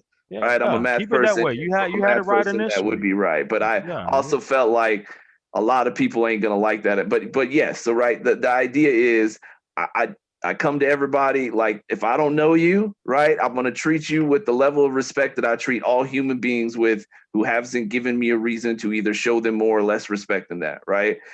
Everybody, and maybe I'm wrong, I would entertain the idea that the level of respect that I give each person that I haven't met, maybe it should be higher or lower. But it's fair, right? Whether it's where it's supposed to be or not, it is the same level no matter what you look like, or, you know what I mean? Like, if I don't know you, then you get a 0, you know what I'm saying? And then you and I will get to know each other, and that number will go up or it'll go down. Now, I will say maybe on a very rare occasion, if somebody I know and respect knows this person and has given me information about this person that I haven't obtained on my own, right? Maybe that could influence the score I start with, right? But it isn't based on the clothes they wear or the color of their skin or their religion or their sexual orientation. I don't give a fuck about any of that, right? Like, I'm going to get to know you and I'm going to find out that you're But either a that's your, loyal but see, that's person your or you're choice. not a loyal That's your person. choice. Yeah. But that's your choice, brother. That's your choice. Right. Some people could be like, you know what? Fuck you. I'm Sure. going to go off Right. of, Yeah, of course, and because that's the reality. That's the yes, reality. Unfortunately, yeah. your I mean, mindset might be outnumbered in the real it world. is out. I mean, I think even with good people, I don't think necessarily the majority of people start off with a zero into, you know what I mean? I think most people have maybe, some numbers up and down to begin with, right? Even good people. I'm not, I'm gonna like I think I'm gonna start every show off with racism is real and alive, because like when I try to get into like the more detailed nuances of these conversations, I think, if depending on where you come into the conversation or what you know about me, it might be easy to think that I'm trying to belittle Hey, how bad a look at situation them. is or Time out. okay. If you started out your podcast with that, Yeah. be ready for all the smoke. I don't give a shit. But no, I know you don't. I got your back. I got your back, bro. I mean, look, But that's the thing. That people just aren't that gonna like right it. there, People aren't gonna like it. you'll be touching on a table that Sure. other motherfuckers won't want to touch. I'm sure that's true. Like put it like this, right? Adam is always kind of, and I don't know if I ever told him this before. Adam is like the Michael Rappaport of people, of like, the homies in the Oh hood. man, yeah. That's Adam. He go out there, he'll hoop with you. You know what I'm saying? He grew up, he fucks with us. But in no matter what, try him if you want to. The squad gonna come at you. Because that's Adam. I'd like to think I'm a little smarter than Michael Rapper, but I hear you. Right, but you get it. You get No, it. I'm just fucking with you. But yeah, but the point I'm trying to make is when I'm trying to get into these more nuanced conversations, like I feel like it's these nuanced conversations that are the important conversations that are going to continue to move things forward, which has got to be the goal, right? Like even Right. like we can talk all we want to that things aren't fair and they aren't the way that they should be, right? And those are important conversations, especially because not everybody believes that, and that's crazy, right? Anybody, especially today, right? I mean, I think people in the 90s who didn't realize racism was alive and thriving are fucking like, where were you, right? But today, I mean, what do you do? Are you like fucking been living in a cave or something? I mean, like, it's obvious it's a problem. Like, we all know it's a problem. Like, we shouldn't need to waste a bunch of more time establishing the fact that there's a problem. Like, we know there's a problem. What can we start doing about it? Like, let's try to fix it. No, that's going to be a long, hard road, right? But let's start walking it, right? Let's start heading in that fucking direction. You know what I mean? Time out real quick is tragically sad, but oddly weird. Cops creator John Langley dies during road race in Mexico. Road what? Race. Oh, race. I could have sworn you said road rape. I was like, what even is that? Oh shit, son. Is there something else I need to worry about now? Jesus Christ. Road rape, like no, bad. Relax all your muscles. It's gonna be over real fast. No. Oh God, cops aren't just pulling people over and shooting them anymore. Jesus Christ. Oh no, that's so bad. No, the guy, the creator, John Langley, who created the show Cops. Yeah. He died in a car in a road race. Like, I guess they were racing on the road in Mexico. No shit. That's crazy. That's what I saw. That's what I said. That's crazy. Yeah, I was still on, isn't yesterday. It? Do they still make them? Yeah, but I think so. But I think a lot. They pulled them. Oh, okay, yeah. Did they? Because it was encouraging people to do crime. Yeah. Oh, speaking of encouraging to do crime, Yeah. Did you Yeah. guys know that people they're starting to take like regular assault rifles, like guns, real guns, and orange tipping them to make them look fake? Oh Jesus. Great. One more Yeah. reason. Like, because we don't have scared enough cops out there shooting people, right? Let's give them a reason to shoot more fucking people. Fucking That's what I'm A. saying. And Like there's you said, there's I'm somebody not they surprised. took a super soaker, and modded the super soaker to where it's a big blue. I'm talking this blue, orange, white, Yeah. but it actually has a drop down for 9 millimeter. Oh Jesus. Are you So serious? I'm dead. You can look it up. It's a big old super soaker, like an alien gun. It's blue, green, orange, all colors. Like you go to Walmart and buy a super soaker, Yeah. but there's the trigger housing, the lower receiver part, is Yeah. actually where you pull out and drop out a 9 millimeter. So you're holding this firearm, but it looks like a super soaker. You can just Yeah. pump it. You think water finna come out, but hot lead finna hit you. I mean, Damn. Yeah, they're taking this shit to a whole nother level, like taking rifles and orange tipping them to make it look like, yeah. oh, it's a toy gun. And Surprise! who's doing Like, it? Like, is it like yeah, you know, I don't know. I think it might be Chicago. Chicago, don't come after me if that's y'all, but okay. I don't know. Yeah. But yo, they get I was gonna innovative say, up in is it like Chi-Town. these I was gonna say it was only a matter of time until these white militias actually recruited somebody who wasn't fucking mentally challenged. You know what I mean? Nah, this is some smart ass shit. Like when That's what you I'm want to, saying. Is you can yeah, the nah, one you know, thing that we've always been kind of able to count on with like the white militias and stuff. The reason that it hasn't become a bigger problem is because they like talk about it on Facebook or what I mean. They just haven't yeah, been that smart. You know what I mean? They've always done really stupid shit and then they get caught. and this is some genius shit. This is some If genius you a shit. criminal, Yeah. like you got a gun, you're like, oh no, it's play. Look, big old Yeah. orange. You got a huge gun, Yeah. but the orange tip is like this long. So you're like, Yeah. oh, he has a toy gun. I'm sorry. Put Yeah. it down. All right, Yeah. pow. Right. You know, Right. yeah, that's dangerous as hell, man. But not But well, that's what's yes, happening not now. to mention the flip side of it, right? Which is that cops could kind of count on the fact that if a kid had a thing with an orange tip on it, right? And They don't now, know. right. And so how many more kids, how many 12-year-olds are gonna get shot because they got a fucking Yo, water gun and some fucking rookie cops freaking out because he doesn't know, you know what I'm saying? You see it, Vic? yep, yep. Crazy, ain't it? It's crazy. Yeah, scary. Yeah, I didn't mean to take y'all subject, but That's I all got good. like ads up. I'm trying to like type in what y'all are saying and stuff. So Yeah, but I saw like just these column ads pop up on different things, some and crazy it was shit. like yeah, it's fucking crazy.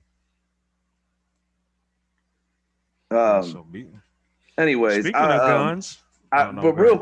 real quick before we Yeah, jump yeah, off the yeah, yeah. topic, I can't help but like y'all gotta understand. I heard this shit like Tuesday or something, and I'm like, fuck, like I don't get to What's do that? this shit until Sunday. Like, I mean, I recognize that this issue is not as big an issue as some other people deal with, but I'm like my life has not been fucking easy. I mean, it's been easier than some people's by far, and I respect and appreciate that some people have to deal with some much harder shit than I've had to deal with. Uh, I think that's true of most people, right? Though, like if you think about it, normally, no matter how hard your life has been, there's somebody out there whose life's been a lot harder, right? But mine, I would even Right, right. argue.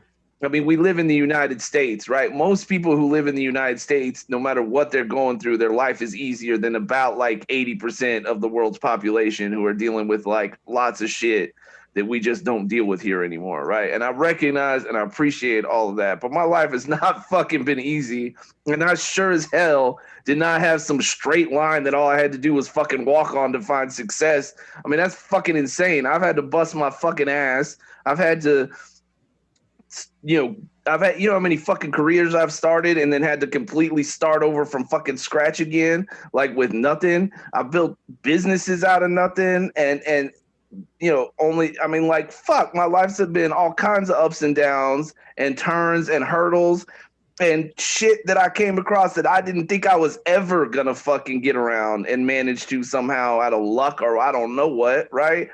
I mean, it's utterly offensive that there might be a large group of people who think that because I'm white, like that everybody's just like picking me up and carrying me across a fucking finish line or some shit. That's not what is happening in my No, fucking not life. for you. It's not happening for you, but Right. for I'm a sure there are some for a people like that.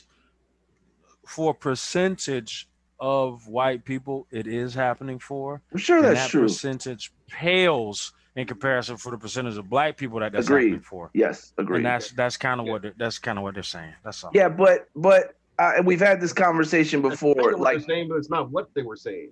exactly, nuance is important because I agree. Well, first of all, I don't know that's what he was trying to say. I think that is the right point, and I agree with what you're saying, but that is not what he said. And I gotta say, the fact that he said it in different parts of the fucking show in 3 different fucking ways, all of which were like inaccurate, makes me wonder if he wasn't trying to make the exact point he actually fucking made. You see what I mean? And and he had a co-host who is a well-renowned psychiatrist who never said, "Well, wait, hold on a second." You know what I'm saying? Like she went along with the whole thing too. Like what the fuck? Your point is a legitimate point that I agree with, and is a problem, and that is not okay, and something that none of us should be okay with. But the idea that like, and that's kind of the thing the girl was saying too, was like, I'll never get to this point where I don't have to worry about anything. Well, that's the human experience, people. Nobody gets that. Like nobody gets to never worry and be safe all the fucking time. That's not what anybody has. There are levels, right? And some people are getting to higher levels than other people, and that is completely okay. But none of us are safe all the time. None of us get to feel safe all the time. Like, Right, that's human. That's human. right, right, I think what he was trying to say, which or at least should have been saying. well, Yeah, that's you I like can't that. tell He should have been saying. you cannot tell people how to convey their message. But you can point It's out, their message, sure, but you can point out when the you message know. that they're conveying is statistically, mathematically, and scientifically inaccurate, right? But you can point that out, which you may also be putting yourself in a place to where you may be contributing to why they have the perspective of their message. Okay, so that's why I say, when you look at it, you may be like, well, technically, da da da da da. He's like, no, I'm not worried about technically, but thank you for helping give ammunition to what the point that I'm making But okay, but this is kind of that goes the back to what disregard. I was saying before is like, as a person who hasn't been, um, a repressing racist person in my life, right? Like, why is it You that haven't, but there my are. right? So why can't I be offended when somebody makes a general conversation, a general statement that includes me in it, despite the fact that I don't deserve to be in it and haven't done anything to deserve to be in it, and am offended by it because everybody else is allowed to do that, Welcome to the black experience. Literally, except what you just said. So when the media perpetuates black people, when they say things and show stuff, a lot of us really get fucking offended by it. and have the right to say it and have people that back you up when you do. But the only people that can back us up is other black people. That's not true. I Nah, back nah, you up. I He know, backs you but up. let me finish. But that's what I'm saying. Think about that globally. Think about that. I What don't, you're saying but the argument is that like, you're okay, put it like making, this, right? Put it like this. the argument I'll give that you an you're example. making I'll give you an example. I'll give you an is example. that I'll I give you an just have example. to accept I'll give you being an treated example. like shit because No, no, other no, no, people no. get treated I'll like give you an shit. example. I'll give you an example. When 9/11 hit, and people were just running over people from the Middle East here in America. But there's a difference. I don't Well, think. hold on. Let me finish. Because I got a buddy of mine that he's Muslim, and he used to live over in Iraq.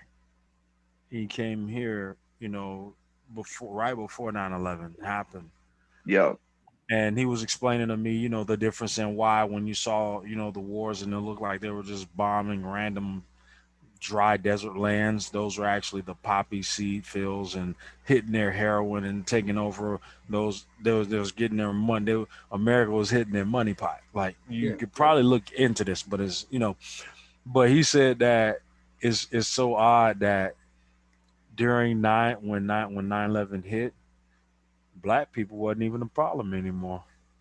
He's like, I see what it feel like now to be black in America. I may not have nothing to do with that terrorist attack, but because I have Middle Eastern features and because I am Middle Eastern, people will spit at me.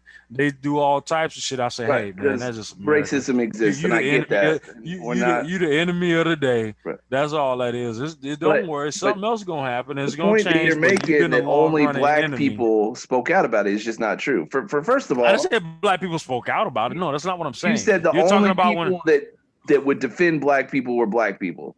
in That you the said that. context of in the context of what I was talking about, when an image is perpetuated of us on the media, the only people that can say that that's not us, that's not true in masses is us. Okay, but Yes, here's we where I have the disagree with you let me because finish. Yes, uh, we have the one-offs. it's not one-offs Calm though. down. It's Yes, not we have. one-offs. Okay, yes, we have the five offs. We have the atom offs. No problem, buddy. I'll give you your credit. I'm not talking about that.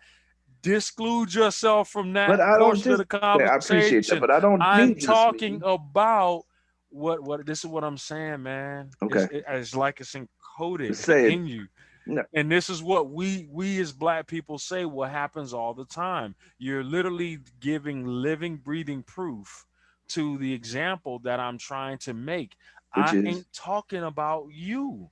okay, I'm but talking about the evident that it exists and that it's happening. right, okay, That yes, but don't add right, and yourself into this. You know when somebody say, "All my bitches say ho," and then a woman will be like, I'm not offended because I'm not a bitch nor a hoe. So you right. know what I'm saying? It's like But it that's has nothing to not. do But with you. I'm But there not. are some But bitches and some hoes out there. right, but that's not A really. woman told me she's The thing I'm really offended about isn't the idea that you're saying I'm not somebody who comes to your defense. The thing that is offending me is that I've grown up in this country for 40 something years, and and again, racism is real. The struggle is real. I'm not trying to ever suggest otherwise. Okay. That's not the point I'm making here. The point I'm making is in the entire time I've been growing up in this country, there have been all kinds of things going on to say that it's not okay to be racist, that these things that people saying right. aren't true. And all these Agreed. people that Yes. will support Yes. that idea and get upset at Right. people that suggest otherwise. And yet,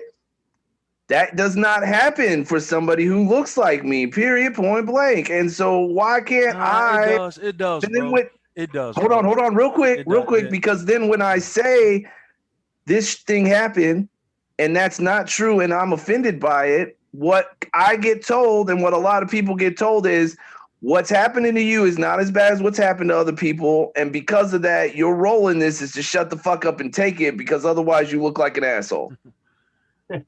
No, that's. I agree That's with you I'm not on how saying you you're feel. saying that, but I'm That's your saying perspective. No, no, this, no. I know. I understand. okay. I agree that's how you feel, and Yeah. I can see that happening in these, like I say, one-off cases. It doesn't mean that it doesn't exist. Yes, you are right. That does exist, man. But that's not the conversation. The conversation is that there are so many bad things that are happening and I like to use the example. It's not levels to this shit. It's dimensions to it.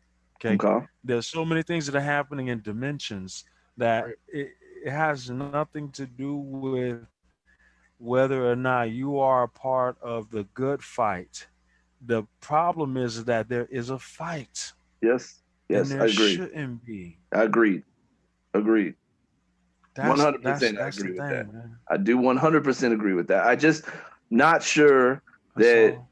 I'm just not sure That's all. that like it doesn't hurt the good fight a little bit to make these bold statements like that kind of go, and here's a part of the reason why, right? It's because what I was sold on, not what we have, right, but that the ideal that we should be striving towards is that we shouldn't judge people based on the color of their skin, right? Good. Sounds And good. that's something I bought into, right? And should have, I Right, think, right. right? And I think Why do you that's feel that? Why, well, let me ask you a question. Why do you think that that was implemented in human understanding?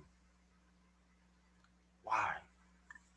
why, because it's Not just what you were taught, but why do you think that that was something that was implemented into human why did we need to understanding? talk about it? Because that's not, unfortunately, the way it is. And so the reason we have to talk about it is because, Why? unfortunately, that's not the actual situation. And so we have to acknowledge it and address it so that we can try to work towards that being what is actually happening, as opposed to what we live in, which is not that, right? That's why it gets Because brought up. there's a machine that was created, a conglomerate, a cabal of individuals who, there's power that things are going on. You have to ask the deeper questions, the questions that nobody really want to ask. There may be answers to, but there may not be answers to. But what happens when those questions are asked, the Yeah. natural reflex is to deflect from or to dismiss. And I could give you a great example, right?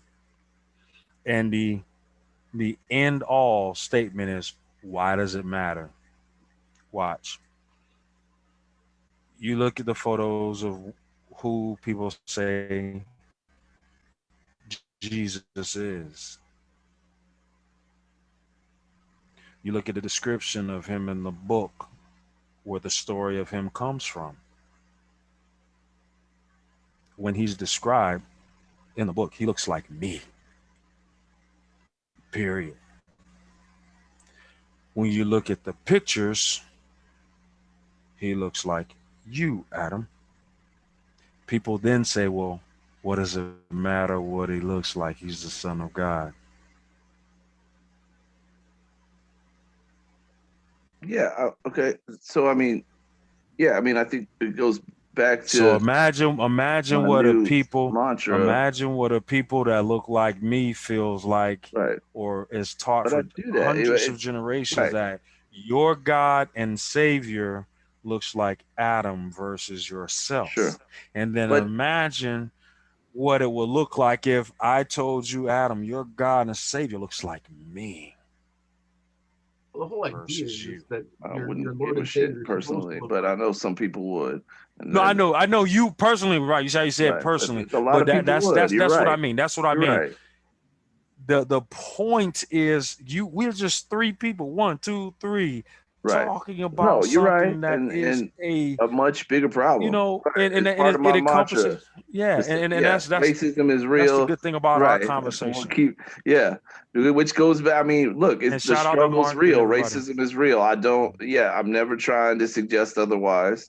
But here's a good analogy to what bothers me, is what's bothering me is to try to put it in a simplistic package, right? You got, Right. let's say you You can't got put in a simplistic two package, and I agree with you. you got these two people that are fighting each other, right? And one of them Mhm. doesn't have a lot of power and can't do anything about it for a really long period of time, and they get shit on and fucked with by this group of people over and over again. And it's fucked up, and we could talk for hours about how fucked up it is and not even Right, begin to scratch the surface, right? And I right, right. 100% agree with that, right? But things aren't here by any stretch, right? But this group, for whatever reasons, other things we could talk about for a really long time, the level of power and influence and ability to have discussions about these things rise, and now you can say things and not get lynched for saying them, right? And so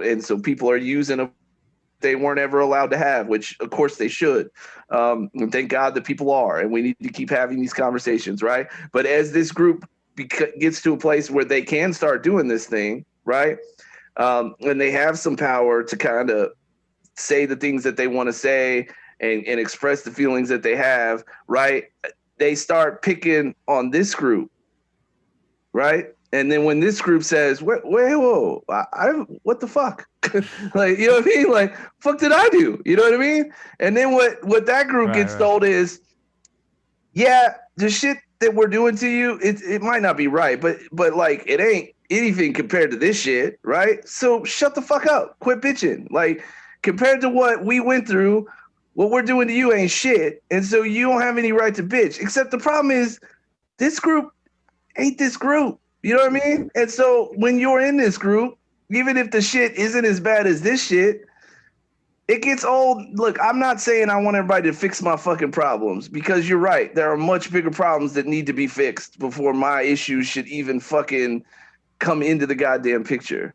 But the fact, like, that's not my issue. Isn't that, like, I want in the next year for people to stop doing that, right? I change is hard and it takes time, even when I'm the person who wants to change. I recognize that. I don't think that I deserve any better than anybody else does in dealing with that shit. But the fact that not only is all that happening, but unlike not just these two groups, but every other group who gets to say how they feel about it, right? And how it affects them and how wrong it is. And they can have marches and campaigns and Facebook pages, and nobody is ever going to tell any other group the shit you're dealing with is not as bad as the shit my group is dealing with. Shut the fuck up, right? We don't do that to anybody except my group, which gets told, hey, your shit is not important. You shouldn't even be talking about it. Just shut the fuck up. Let people shit on you. I know it doesn't feel good. You're not the only person who deals with shit that doesn't feel good. You're just the only person that if you say something looks like a giant fucking asshole for it. You know what I'm saying? Like, what? Example of what you're. And that's why I told you. I said, welcome to the Black experience. Right, I hear you, and you're not wrong. You're not wrong. I mean, you're right. You're absolutely you've lived right. on Earth for 40 years, but it's become more prevalent within, you say, like the last 10, 15 years? Maybe more prevalent, but the truth is, I mean, since I was even old enough to know what race was, nobody gave a shit if people picked on me. You know what I'm saying? Like, that's been my whole life. That's been that way. That's been that way for you for your whole life, for 40 years. Right. Now, remember, this is what I talk to people when it comes to race. Take that, run that shit back for another 500 years. I mean, you're right. I agree with you. That's how it was for 500 years. Right. Which is why it's so much That's almost worse. 2 generations per 100 years. Right. Look, and if what I was sitting here trying to tell you is, I want you and I want the three of us to do a fucking podcast for the next few years about how unfair my group, the shit that would be insane and stupid and will waste of fucking time. I feel like because you're right. You're absolutely right. I'm not disagreeing with you. All I'm saying is not that my problems should be more important. In fact, I think they should be less important because they are. They're not as big of a deal.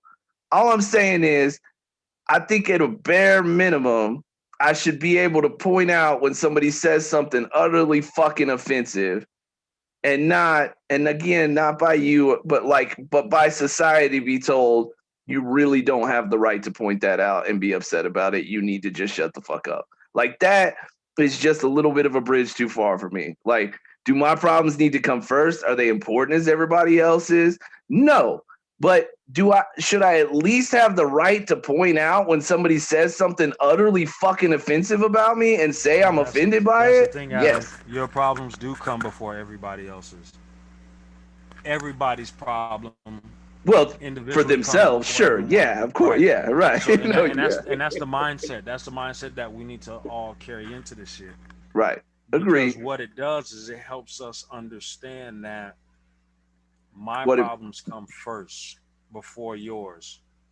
but I identify that you have problems because I can identify within Right. my own Well, problems. and But maybe if I'm I a go little through bit my life ignoring my problems, it'll create the ability for me to ignore your right. problems. Well, and the other thing too is, I hate to say it, I don't necessarily feel this way about myself, but I also think that completely ignoring it is going to grow another big problem down the road that we could just not fucking grow. You know what I mean? Like we could just I think it's decide. already growing. It's already growing a problem, and that's the whole white nationalism crap Uh, that's been growing sure. for the last, I think that, at least the yes, last 4 years, the last right.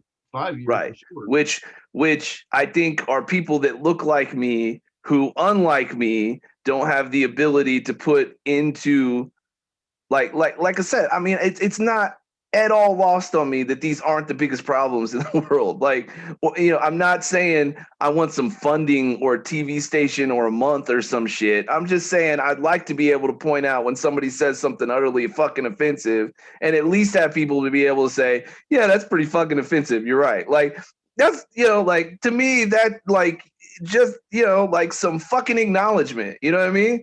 Do I think there aren't much bigger problems that we should be putting way more time and attention into? Of course not. I mean, there definitely is, right? Whereas I think Victor's not completely wrong. The difference between me and some of these crazy people out there is that they think the tiny little shit that they're having to deal with that they aren't used to having to deal with at all, like that the whole fucking world should stop until they figure out how to deal with that shit, which I don't think. You know what I'm saying? Like, I don't think my problems are bigger than ever. I mean, to me, of course they are, but I understand from a grand perspective, they're not, and they shouldn't be, right? Because they're not as bad.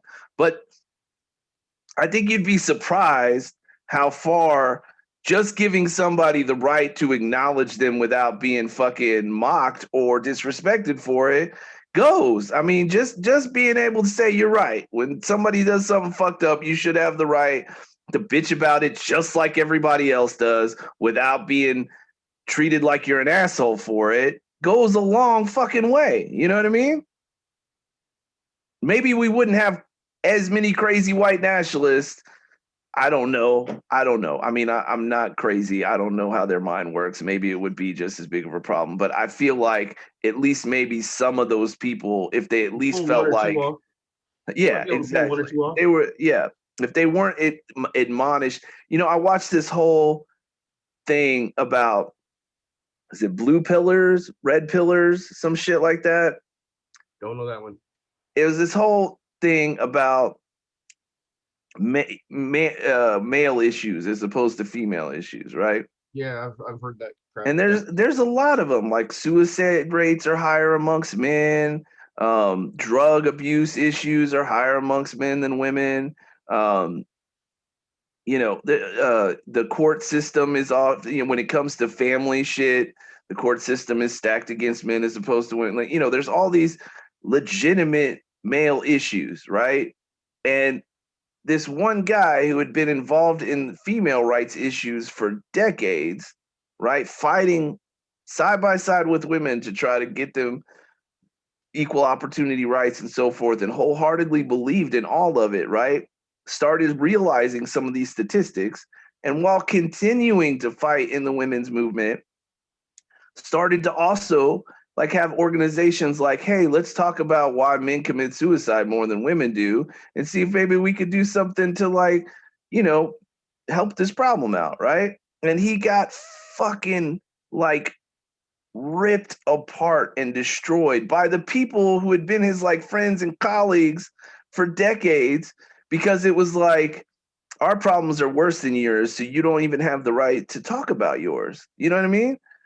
And it, and the guy was saying, look, I wasn't saying let's take funding away from women's rights and deal with this shit. Like, I was just having, people get together and talk about the fact that there's these issues that nobody's talking about. Like, that's all I did. And just that, just like pointing out that men had issues, like somehow made me anti-women's rights, which I wasn't, because I'd been fighting for women's rights like my whole life, And I was just saying that men also have some shit they have to deal with, And he got vitrified for it. And it So feels like, Red pillar is what it's called. Red pillar, right? And unfortunately, unlike a lot of things, the red pillar thing ultimately got overtaken by like the incels and these like horrible, disgusting people that instead of saying, oh yeah, there is some shit that men have to deal with, we're like, women are fucking, fuck women, they're like, and the guy who started it was like, whoa, whoa, whoa. Like, I'm not saying any of that shit. You know what I mean? Like, that's not all what I'm saying. I'm just saying we have some issues we got to work on too. That's all. Yeah. And some of that shit is really interesting. Like, spousal abuse and domestic abuse, the statistic, like the difference between how many men are affected by women, it's not that big of a difference, actually. And like the funding is so different. Right. Like, yeah, the funding is ridiculously different. Right. There are so many battered women shelters. Not right. that I'm saying there shouldn't be. Of course. So well, that's exactly what he was saying. Is like, can we also have some places that men can go to? Because not only are there so many more female ones, but for good reasons, men aren't allowed in them, right? Because these are women fleeing violent men. And so it's not like they can go to those places. They just have nowhere to go, right? And of course, on top of all of that, if you're a man talking about being abused by your wife or your girlfriend, you're mocked for it, right? Like you're a dude, protect you, like how is she kicking your ass? Like, and I mean, that's crazy because not all, some men are bitches and some women are fucking hardcore. And not only that, but you're also dealing with the fact that even if you could whoop your ass, you're not allowed to. You know what I mean? Like you're supposed to just sit there and get your ass kicked. Anyways, there are women cops, women that defend the country that could kick my ass for damn sure. Right. And I mean, that's a whole nother topic. My mom used to kick my ass and she didn't defend the country. What was a cop? Right. I got that flying chocolate. I've known some badass bitches that could whoop my ass any day of the fucking week. You know what I mean? Like, give me a break. Like, I think I'm a pretty tough person. They would have fucked me up. There's no doubt about it. And I think maybe it can be a topic for another show because, we could go on about this shit forever and ever and ever. But I will say, when we talk about, roles that were assigned to people by genders, the accepted reality is that women were forced into these things because they were women, whereas like men just frolicked and did whatever the fuck they wanted to. When the truth of the matter is, so were we, right? They were different roles, but just as much as a woman was expected to stay home and take care of the kids, a man was expected to go out and provide. You know what I mean? Like, yep. And you were ridiculed just as much for not doing that as a woman was for not wanting to stay home and be a family. Now, is one of those worse than the other? I don't know, but we all were assigned a role based on our gender. That didn't just happen to women. That happened to both genders.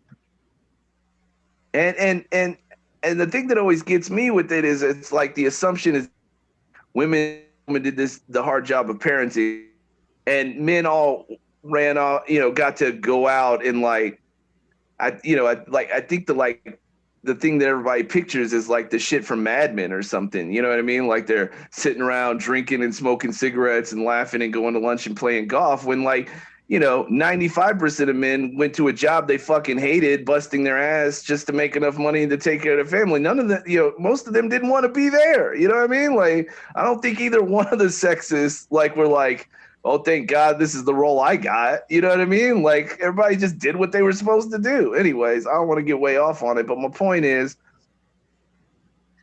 you had one or two guys that just wanted to talk about some shit that men go through. And because it was during the women's rights movement, like the idea was, well, if you do this, you're taking away from the women's rights movement. It's like, no, like we're just also talking about this. We haven't asked anybody to pull funding away from somebody. We're not like scheduling fucking rallies when you're having a rally. Like, we're not doing anything to compromise what you're doing. We're just saying, hey, there's some issues that are men's issues, And I feel like it's the same thing. And I mean, I am a straight male white man. Like, there's nothing about me that allows me a platform to say, hey, I don't think this is fair without everybody hating me for it. You know what I mean? You Well, you like disappearing, rap. brother? I think that's pretty much it. Huh? I think you like rap, so I mean that gives you a little bit of. Yeah. I think that's it. Yeah. I mean, I love a music. I do. I love music that often makes fun of me. Yeah, that's true. Absolutely, you're absolutely right. But here's the thing. I mean, like, I don't care That's about your that. narcissistic side. No, but here's the thing. I don't care about that. I White mean, boy wasted. are you Love saying it. it's narcissistic because I just assume it's not me that they're talking about, and that's why I like it? Yeah. Yeah. Yeah. I mean, look, that's partially true, and I do. I mean, I don't feel like I typically fall into what is being described when they're being talked shit about. But also, part of it is that, and I think this is what gives this a little bit of truth to it. Like, I am actually pretty good at laughing at myself. I'm pretty good at like people like being okay with people talking shit about me to a certain extent. You know what I mean? Like, I don't see myself as this like I don't have a massive fucking ego that needs to be protected. You know, if something's funny, it's funny. You know what I mean? If something's not a big deal, it's not a big deal. You know what I mean? So it's not like I can't take anything at all.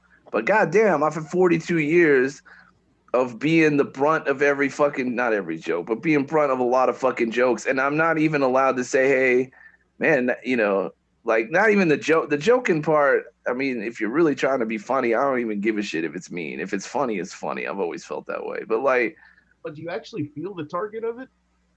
of the joke, Yeah, I mean, I am. but you're not. I mean, sometimes I mean, you're not. You know, You're they're talking right. exactly the way you said how your life hasn't been this like You're scripted right. BS crap that they You're right. shove down your throat. You're not really the front of the joke. You know. Okay, so Dot, let me ask you this. When somebody's making a Yeah, joke, sure. if somebody's making a joke about black people that you don't fit like what it is they're actually making fun of, do you still not find it offensive? No, it's not the joke that's offensive. It's the idea that you think that Okay to do it. it's it's it's it's it's the idea that you think that it's okay, and the lack of respect for me Right. that you have to even bring that to my attention, to like, hey, I don't have enough respect for you or your people, but I I want to share this with you. I think it's funny Right. because it's about black people, and I'm assuming you don't have respect for them either because you clearly know that I don't, and you are okay with me, so therefore you should be okay with this joke. And it's like, well, you should also be okay with drinking out of a fucking straw for the next 6 months after I realign your jaw. Right. Right. You know, Look, I think it's different. no, because I've been in that situation before. Right. You know, And I think it's I've been in that different. situation before. I think it's different in a lot of ways. I mean, I think most of the, especially like comedians that make jokes about white people, like I don't think they are trying to be mean, and I don't think that they're literally trying to. Comedy's different though. Right. Right. Comedy is different though. Comedy is one of those things where it's like, hey, get racist, get raunchy, get Right. And if it's nasty, get funny, it's funny. offensive. Right. Exactly. Right. That's Right. why the line is drawn at comedy. You Right. I are a agree. comedian. I agree. Make fun of everybody. That's why Dave Chappelle was so fucking Right. successful. Right. You know, when you get into this whole politically correct shit, I get the agree. fuck out of here. Right. And plus, a lot of what comedy, a lot of like racial comedy.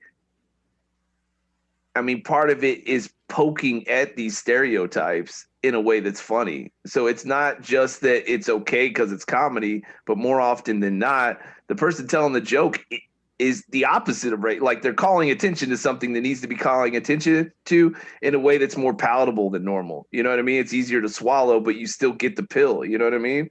And Yeah. I'm with, like, comedy to me. That's what Cosby said. Yeah. Right. Exactly. Too dark. No, I loved it. That's the red pillar right there. Red pillar. Right. I mean, Just like, boom. like Tosh is one that gets a lot of shit. That dude is just fucking funny. Like, if his jokes weren't funny, I'd probably hate him too. But it's funny, you know what I mean? And he makes fun of everybody, even himself, the more than anybody. You know, I agree with you. I think literally comedy. I agree. It doesn't bother me at all. But it's not just, I mean, music, movies, TV shows. I mean, people on the radio. I mean, it's like the last safe haven for talking shit is pick a straight white male guy. Nobody's gonna give a fuck. You know what I mean? Well, like I wasn't kidding about the whole aliens and Nazis. Right. Did Right. you know that in movies and TV, they're the only ones you can show being killed, like with gunfire or stabbing, and it does not require an R rating? Really? Yeah, People like it so much. it's okay if you kill Yeah. Nazis or if you kill aliens. And you know what's Not really hard. not okay? Well, What people don't fight no dogs. Right. That's right. They might Right. kick your ass. Well, and you know what's not okay with what doesn't get accepted very well is when people do movies where they try to tell the story of a Nazi that like might not be the most horrible person on the face of the planet, right? Which you Yeah, that's have not to gonna imagine. work.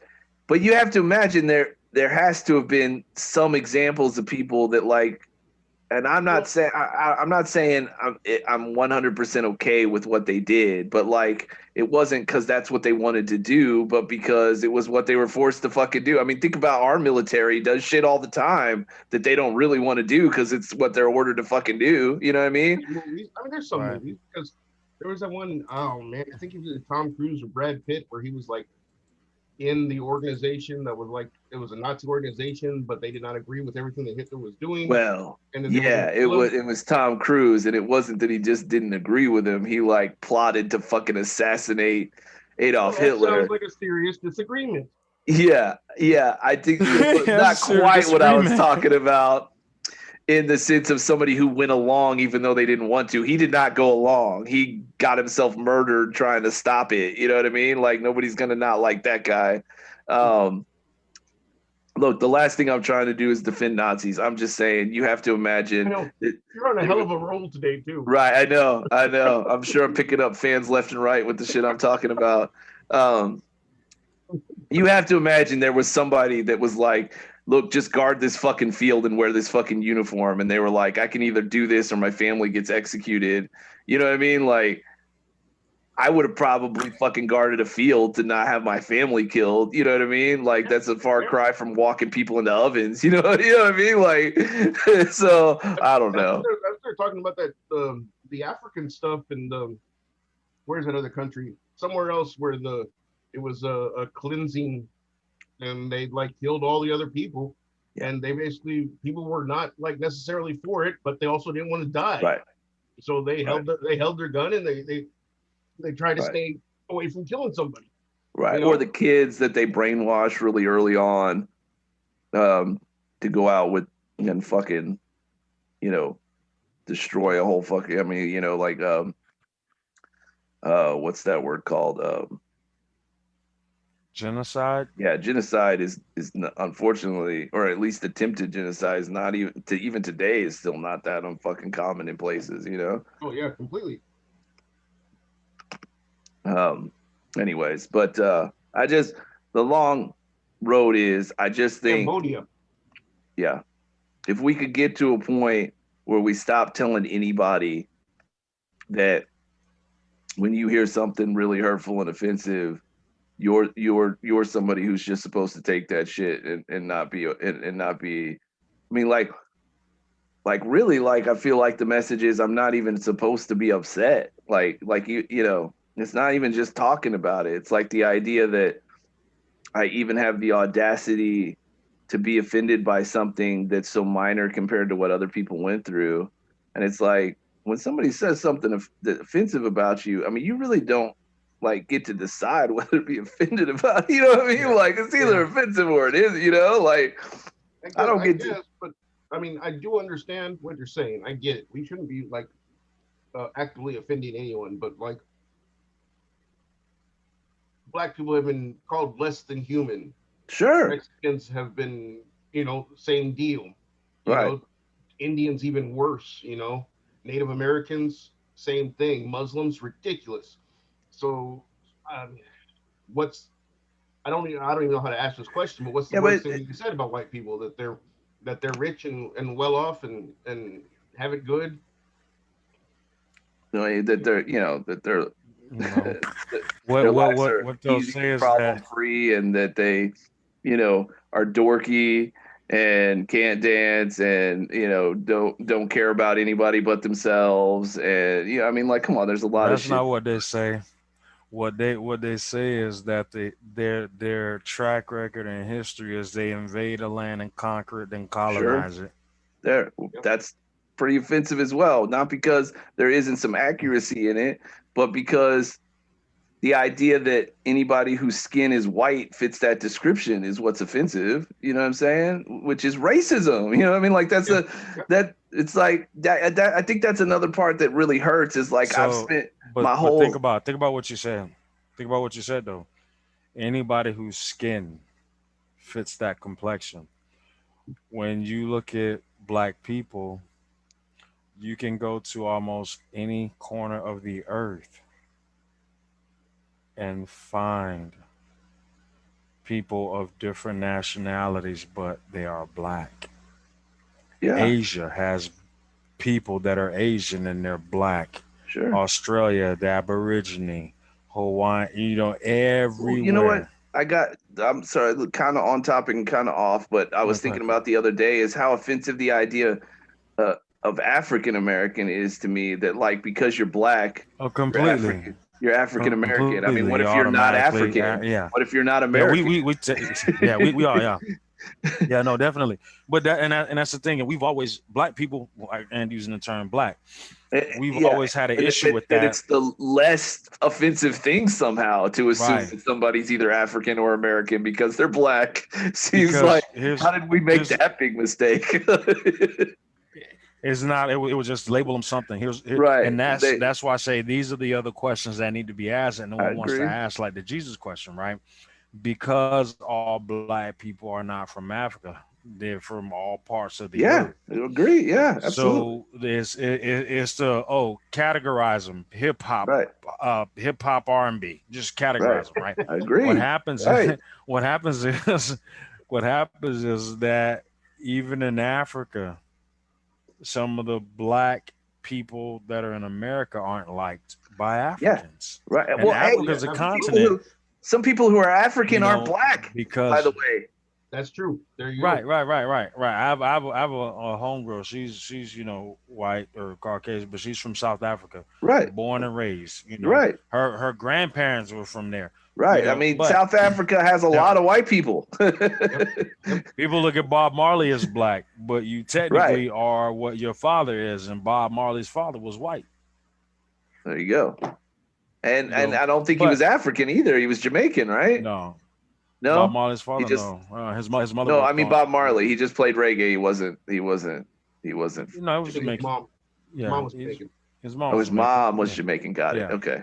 But I'm just saying, none of it But was what happens African then, right? I with mean, his no, no, dad no. was. He was Jamaican. He was straight. Yeah, it was Yeah. Jamaican. But his dad Right. was white. His dad Right. was Right. a white Right. man. But the Gotcha. thing is that when it comes to that whole African American thing, how can you be from two continents? Africa's a Right. continent. America's, Right. Right. so that's why it's so dismissive. But when you go into that question, you say, okay, well then, who are they? And that's why we talked about this prior. The people who were brought here, their whole identity was erased. Yep. Yeah. Their Sure. name Right. erased. Right. History erased intentionally. Right. So then you have to question, why would somebody do that? That's where you get this whole debate of who are the chosen people based on, if you're into the Bible and stuff like Right. that. Because my name can be Williams. You're going to automatically assume that that's the name of my slave masters. Victor, your last name can be Gonzalez, and you're gonna be okay. Well, he's Spanish. That's the people who conquered his people. Yep. If my name was Wen or Lee or a common name from Asia,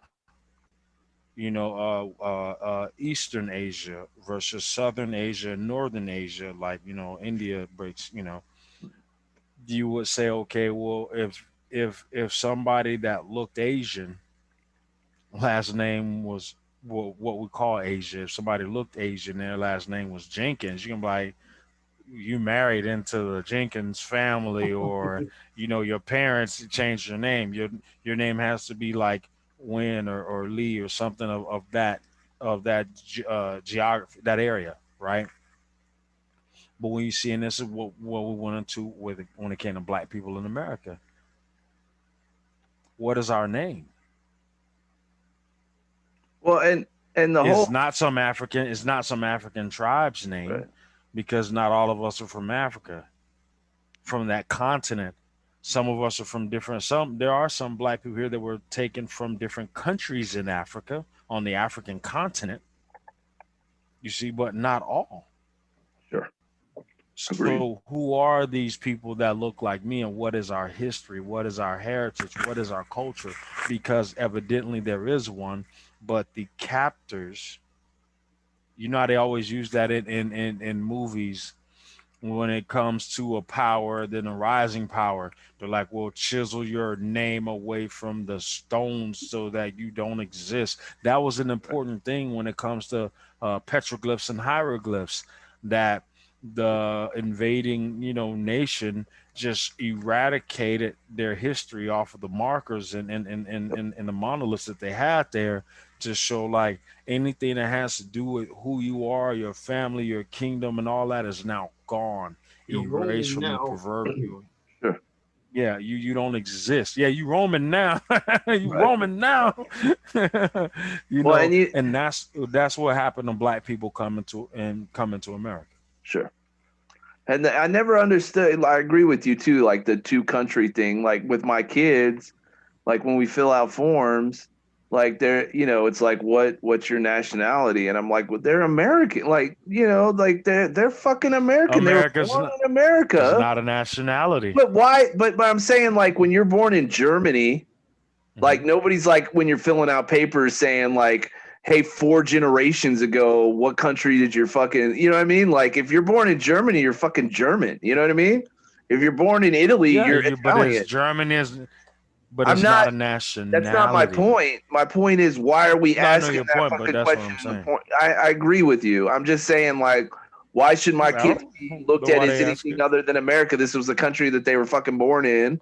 They're Americans. Why do I need to trace anything further back than that? You know what I You mean? have to fill out that bar graph, man. You have to fill out Right. that But bar graph. why? Right. But I mean, it's offensive to me. I think it's so That I think they get different grants and benefits. Business. When they do it it in is. business and Right. It's schools, true. it has to do with like grants, It benefits, does. and It does. demographics, and how they can fund more money Right. because we have X Yeah. amount of these. And I That's mean, I'm probably not all it is asking the that for a literal database. question of why that we do it. I'm saying, why is it that in No, most I know. I get you. countries, I get you. that's not something people look at? Like, when you're black in Germany, you're not African German. You're just fucking German. You know what I'm saying? And yes, there's a good chance that somewhere in your family line somewhere is somebody, right, wasn't from Germany, right? But nobody gives a shit about that because you were fucking born in Germany. You know what I'm saying? Like, I love that whole DNA thing. I think that you could give DNA to everybody, like those DNA background crap, and I think that would solve a whole bunch of our race crap. well, Because yeah, about because people would everybody find has out there are a black lot of shit that ancestry. they Well, don't Just know. about everybody's everybody. DNA comes back and has That's 5% African. Right. that's what I'm Right. I saying. think that's the point They he's would making. What would clear be that up even real quick. right. What would be even greater is if just nobody gave a shit. That's my point. Is like, why can't, like, you know what I mean? Like, let's just fucking be I what we're fucking born into and not. I think that is ground into Because the that's fact not the way It that class is. people works. You're believe right. It they're is. But I'm right. It is. But I'm just saying, why can't we? Because here's the thing: the flip side of that argument is most of the people that wanted to be called Mexican American or African American or whatever, they were the ones screaming, "This is what you're supposed to call me," because it was really important to them that they be recognized as who they were. And my whole thing was like, there's a difference between appreciating your culture and having. I mean, like, what the fuck am I trying to say? Like, for years the argument is we should all be treated the same, and yet it's very fucking important to me that you recognize I'm something different and acknowledge me as such, but don't treat me differently. I mean, you're asking people to walk a very fine line. Like, I'm right at the beginning of knowing you, pointing out to you I'm different than you and other people, but don't treat me any differently. You know what I'm saying? I don't think that it applies to the treatment. I think that it just applies to the recognition I that understand. I agree. I have a Yes, different belief system. I think that's where that's the initial I agree with onset you. of it, not I don't think necessarily the anybody was. treatment. I don't I think think it's just like anybody. be respectful of my belief Yes, system as a yes. human, you know, I versus agree treat that me that's different. what the idea behind it was. I don't think that anybody was saying, call me Mexican American because I want you to treat me differently. I'm I saying, want you to call me King Jaffe Joe Fur, the Royal Prince of Zamunda. what I'm saying is, I When think you're they start asking, doing that, can you identify your attacker? Are you him, they, them?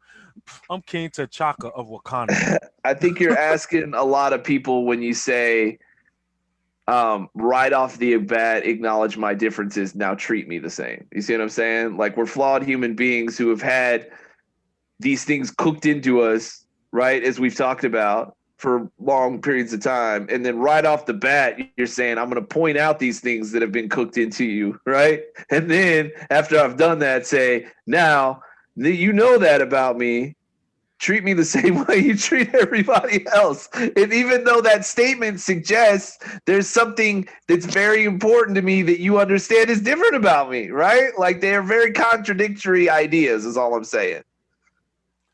I mean, I can see where they can be contradictory. I just think that they're only, like I said initially, they're only based. Their intent is to be based off of respect of my belief. I get that. I So you do have get people that. who like that have to, was it Muslims have to pray to the east like 3 or 5 times a day, you know. So I'm gonna put that if that's who I am, I need you to understand that there are things that are a part of my culture Right. that But I'm required to yeah, do versus and I yours. think right, Your culture may say, I gotta scratch my balls at 12, right. 15. It's a part of my culture, you But it's a know. lot, but it's also a lot to ask of somebody just based like, I'm Muslim American. Okay. That's great, but like, how much about your culture am I supposed to know because you told me that? You know what I mean? Like, it's a lot to ask of a Yeah. title, is all I'm saying. You know what I mean? Yeah, no, I don't think you have to know anything. I think it just have to. I think it's not about knowing anything. It's about you being able to be acceptant of the different.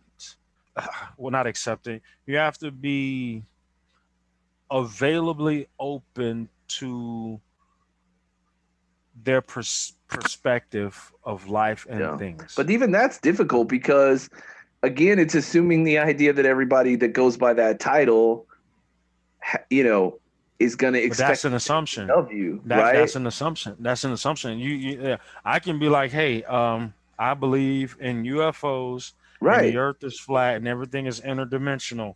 Right. And then you're gonna be like, oh, so that's what black people believe? My No, point. motherfucker, me. My point is, so I then got you. That's what I'm saying. then what is that title really gonna do other than confuse people? Because the assumption of I'm giving you this title so that you can accept the difference of my culture assumes that, like, everybody who uses that title is gonna expect the same thing of you. And if they're not, then why have that title to begin with? And instead, why not? And I recognize everybody's not going to do this, right? But why not just expect everybody to see you as an individual and not make any preconceived assumptions of you, right? It seems like to me, But then that means what that means is take away who you feel you are, no, just no, to. no. What it means, hold on. To me, what it means is you tell me who you are and what things mean to you, and you individually let me get to know you as an individual, and I'm not going But to put any preconceived notions on you, and you shouldn't but that's expect the me to help. have any preconceived notions of you. What that does is just like you say, I have these boxes to check off in general. I even Let's have a stop box that checking says boxes. other. That's my point. I have a box that says other, right? And then briefly describe. So what I'm going to do is I'm going to describe you under my breakdown, me. Right.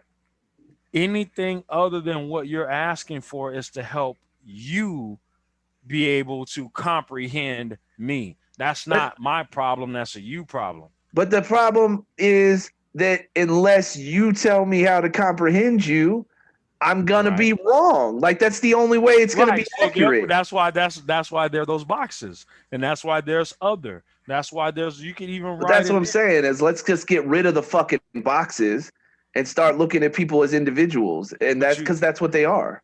right, and that's why it's on their individual application or individual process that they're completing or Yeah, filling yeah, out. okay. But if you're talking about just forms, that's one thing, right? But Right. Right. what Right. what I'm talking about is a period of time where it was very popular that almost everybody had a unique title based on where their great grandparents came from, right? And Right. I'm saying, what good by you saying, hey, I need you to call me African American or Mexican American or Italian American or whatever. Like I'm saying, having that title attached to you doesn't really accomplish anything good, right? Because that title doesn't But really it mean much depends of on the anything. title, because when they ask me, I'm gonna just start putting the father. I want you to Right. address me as father when you Sure. talk to me Right. in this board meeting. Father, do you have any questions? I'll be like, But You I may think, look, in continue, an child. imperfect world, it seems like the only safe way to know what a person is about, what their beliefs are about, where they come from, what their heritage is, what they believe in, what they don't believe in. I mean, you can only get that from that person. Like you can only get that by getting to know that person. And to pretend that any title is going to give you some great cultural idea of who an individual is before you've even talked to them and gotten to know them is a falsehood. That's never going to happen. Okay, let me give you a way where that's applied. Doctors, Mm, you refer to doctors as doctor. Yeah, but a You don't doctor, call them by their Mister. Oh, hey, Mister Williams, or hey, Mister Vogel. Excuse me, I'm Doctor Vogel. is a very accurate title That's my because title. a doctor does tell you that that person has a medical degree. My point is assuming that Because because that's the some general understanding. That's the general understanding, though. right, but So we've that's why I just say hold up. that's why I say I it thought you were goes going to go into a different way with doctors. I thought you were going to go a different way with doctors because that's the only place where I think those check boxes actually matter is with your medical history. If I say I'm Hispanic, I have certain medical history right, that goes sure, along with it. You say you're right, black, there's right, which or certain is or true. might, right, right, right. Right, and that's the But thing. I'm just That's saying, why those boxes are there, and they vary based off of what you do. That's why I initially said is based on whatever process you're yeah, going but I'm through, not talking where they about have yeah, those check right. But I'm boxes. not talking about boxes. I'm talking about the idea that because you're Mexican American as opposed to American or Mexican is supposed to give me some better idea of who you are. And I think that it the took me a problem with statement that out of my idea, heritage. but see, here's the thing. The problem with that idea is that it leads to this idea that all Mexican Americans have this one, at least one or two things that are in common of all of them. And that might often be true, but it's not always going to be true. And Absolutely. so, I, so I consider why? myself Mexican American. I'm proud of my heritage. Still can't Good. understand Spanish. I still can't understand Spanish to save my life. Nobody suggested. I'm not saying get rid of these titles because people shouldn't be proud of their heritage. I'm saying what about portraying that title about yourself to me? What does that accomplish? And understand what my point is That's kind of what I'm saying. Is that but if I I know how to speak ask five Spanish. different people, I'm going to get five different answers. So then what good does that title do? Because all it does is make me assume that anybody who carries that title is expecting me to know this one thing to be true about them. Only there isn't one thing to be true about all. There's not one thing that's true about every Mexican American. You see what I'm saying? Yeah, their heritage is from Mexico. That's it. Not That's really all they're telling you is that my family line goes okay. So through what am I Mexico. supposed? What is that supposed to? What That's knowledge it. is that That is supposed the to? only thing that you are saying is that your family line goes through Mexico. That's the only thing that says. What's the importance of me knowing that when I meet you? That all you know is that I'm from Mexico and I'm proud of the fact. Not even I am from Mexico. My family is from Mexico. But why can't I learn that? Like, why? Why is that? Why is that something that I need to immediately know about you? I don't need to tell you that I'm Mexican American when we first get to see, but that is the way I recognize myself. Good, and you should. I mean, if that's something that you're proud of, great. I mean, there's nothing wrong with that. But all I'm saying is, but literally, the only thing that I am telling you by saying that is that I'm proud that my family lineage comes from Mexico. Okay, you are. What if somebody else isn't? Then they shouldn't be saying I'm Mexican American. Well, then what should they be? Because that's my point. Is the idea of these titles isn't so that every single person can come up with one for themselves. The idea is that large groups of people get grouped into one. And the problem with that is not all those people are going to feel the same way. You see what I mean? You still have to check the box. That's a box. I'm not talking about checking the box. I'm talking about stereotyping and stuff like that, because unless I tell you, it's labeling from somebody else, which is stereotype and racism. Well, but American is like you're born in America, right? Yep. That's you. It's not where your family comes from, right? And that's my point. Is in most countries, like there isn't like hyphenated. No hyphenated. Yeah, it's not hyphenated. You are just and because of that, it doesn't come with a bunch of preconceived notions, right? Well, it's just is that you're born here. Unless I tell you that, then it's someone else putting me in a category.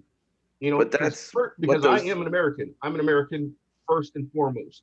If I want to tell you where my heritage is from, then I'll tell you I'm a Mexican American.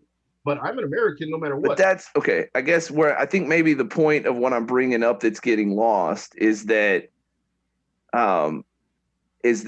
those hyphenated categories, and probably not as much now, right? But like especially when the three of us were growing up, like it was like this really important part of like understand, like it wasn't just about boxes. Like it was this thing where like instead of being American, it's important that everybody knows I'm Mexican American. So anybody whose ancestors were from Mexico were Mexican Americans now, right? And anybody whose ancestors were from and with black people, it wasn't even necessarily that. If your skin is black, then you're American, right? Like, I mean, right, it was just black. If you look at this photo of all three of us, Adam, you could say, well, I'm actually Spanish.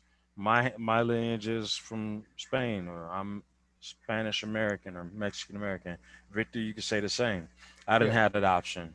Right. We all knew where mine was from. Right. Mine was grabbed, thrown on a boat, dragged.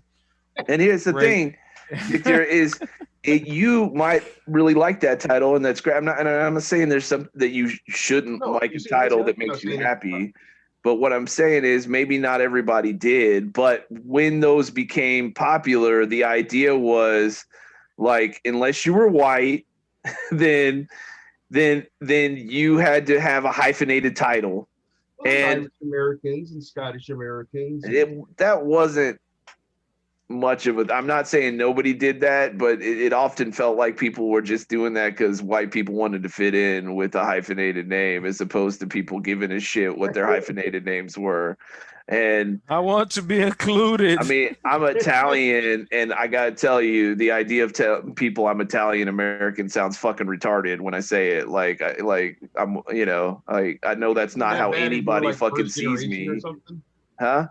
I don't think it'd be that bad if you're like first generation or second generation. Sure, maybe if I had an Italian accent or some shit. I don't know, but like it just seems like. Well, how does it work with being Italian? From my understanding, it was old country or north or southern Italian, depending on where that's true. It's true. I mean, honestly, and the truth of it is, outside of that.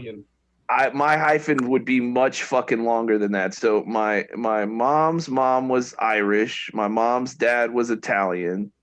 My dad, his dad was German, but he was adopted. So who fucking knows? So And you are officially American. I am the mixing pot that we're all He supposed was to be. he was black. I want you to check black on your next one. Black. Yeah. Mhm. I look, I'm not, I'm, you know, and for me, it's less about the forms and it's more about like, our need The to treatment. identify ourselves based on our heritage. I think there's a huge difference between being proud of your heritage and identifying yourself as your heritage. And they Let aren't me the tell you a same story thing. though. Let me tell you a story though. Okay. When I was in elementary Yeah, they're school, not the same thing because some people don't know their heritage. It's true. Depending on the country. Or like it. yeah, that's true. When I was in elementary school, I came home and I don't remember why I asked my dad, but I asked my dad if I was Mexican or if I was like Latin or what do I call myself? And my dad told me you're American. Right. And he said, but that's it. You're an American. You don't need to worry about any of that What stuff. I tell my Because yes, kids. my I think it's actually my grandfather is natural born, so it'd be my great grandfather was actually was born in Mexico. So I'm like fourth or fifth generation. I don't know what the hell it is.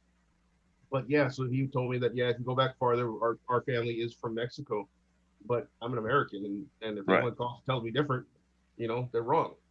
Oh, yeah, right. I always thought that was interesting too, because again, like growing up, like I went to a school that certainly had a lot of privileged people in it, right? And the privileged people that I went to school with wanted anything other than to be white guys, right? And would have loved for people to not see them that way. They didn't think it was cool. Um, As a I, stereotypical white guy, you right, mean? sure. And like, okay, the place that Dot and I met, the place we worked at, I had a friend who was um, first generation American. In fact, he lived in Mexico with his family, and then they moved to America and became citizens. And it was such a like um, firsthand. I mean, obviously, I'd seen this otherwise, but like Culture firsthand, shock. well, it was so much different than what I experienced growing up, where with his family, it was so important to them to be seen as American. Like they did everything that they could to assimilate they tried to get rid of their accents, they tried to dress a certain way, talk a certain way, and the last thing that they wanted was for people to see them as Mexican because they were, and I mean, to be fair, they were Americans. I mean, they became American citizens, and if that's I mean, they had every right to call themselves that as anybody else.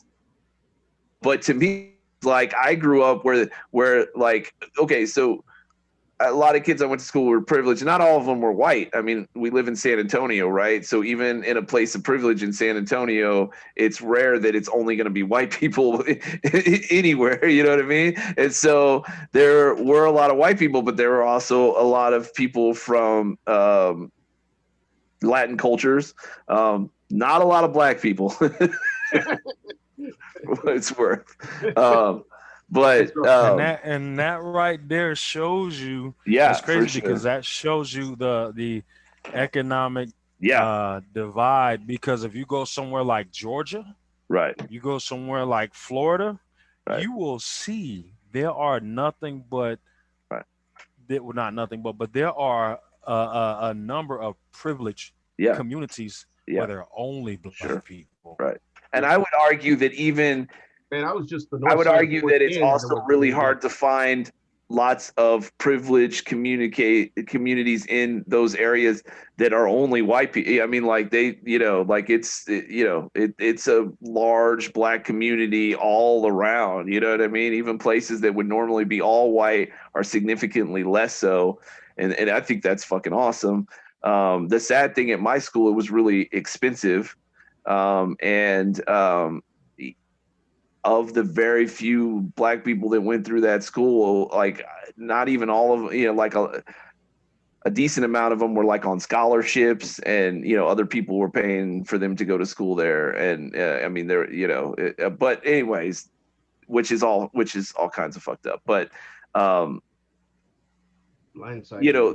the even the kids in my school that were not white were very excited about the fact that they were, you know what I mean? Like they were very happy that they were anything but white, and were very eager to say, "Oh, I'm Mexican American, I'm Spanish." You know what I mean? Like that, it was something that they were extremely proud of. And then, you know, you get older and you see the opposite side of that, which is, you know, though they were already privileged, they were not first or second generation. These were people whose families had been in America for a really long time. But, you know, then you meet somebody who, you know, whose family is, you know, quickly, from Mexico, that generation.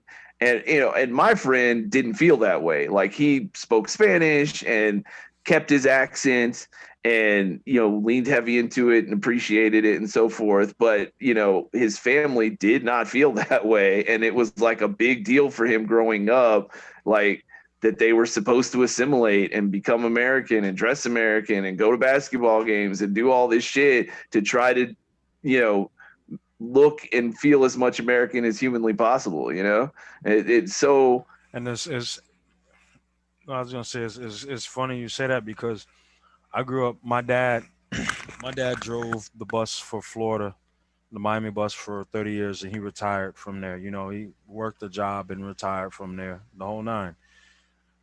My mom married another gentleman after my parents got divorced, and he was from a third world country.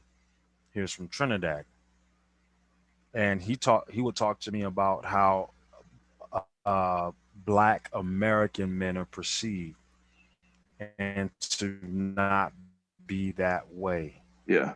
Don't Yeah. be the stereotype. Don't be Right. lazy. Don't be, because this is the image that Let's America protect his Right. feelings.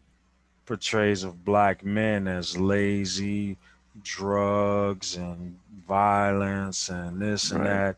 Use your brain to gain access to anything that you need. That's why I always say that, I always use the term because I work in IT a lot, and in the different facets of jobs that I've had. And, I would get people looking like, wow, you're so smart, almost as if they don't expect me to be Right. as smart as I Right. am. Right. But it's just information that's publicly ready. And I say, well, I'm smart, same level of intellect Yeah. from the people who built the pyramids that you're still trying to figure out how we did it. Right. Right. No, I agree that shit happens all the time. And you know, yeah. but it just, even within black communities, we still have other nationalities, other variations of black that understand, that can point out like, hey, this is the stereotype of you. This is, don't contribute to that. Yeah. Do this in Yeah. spite of. Yeah. Yeah. It is interesting, and that's what I'm saying. I mean, it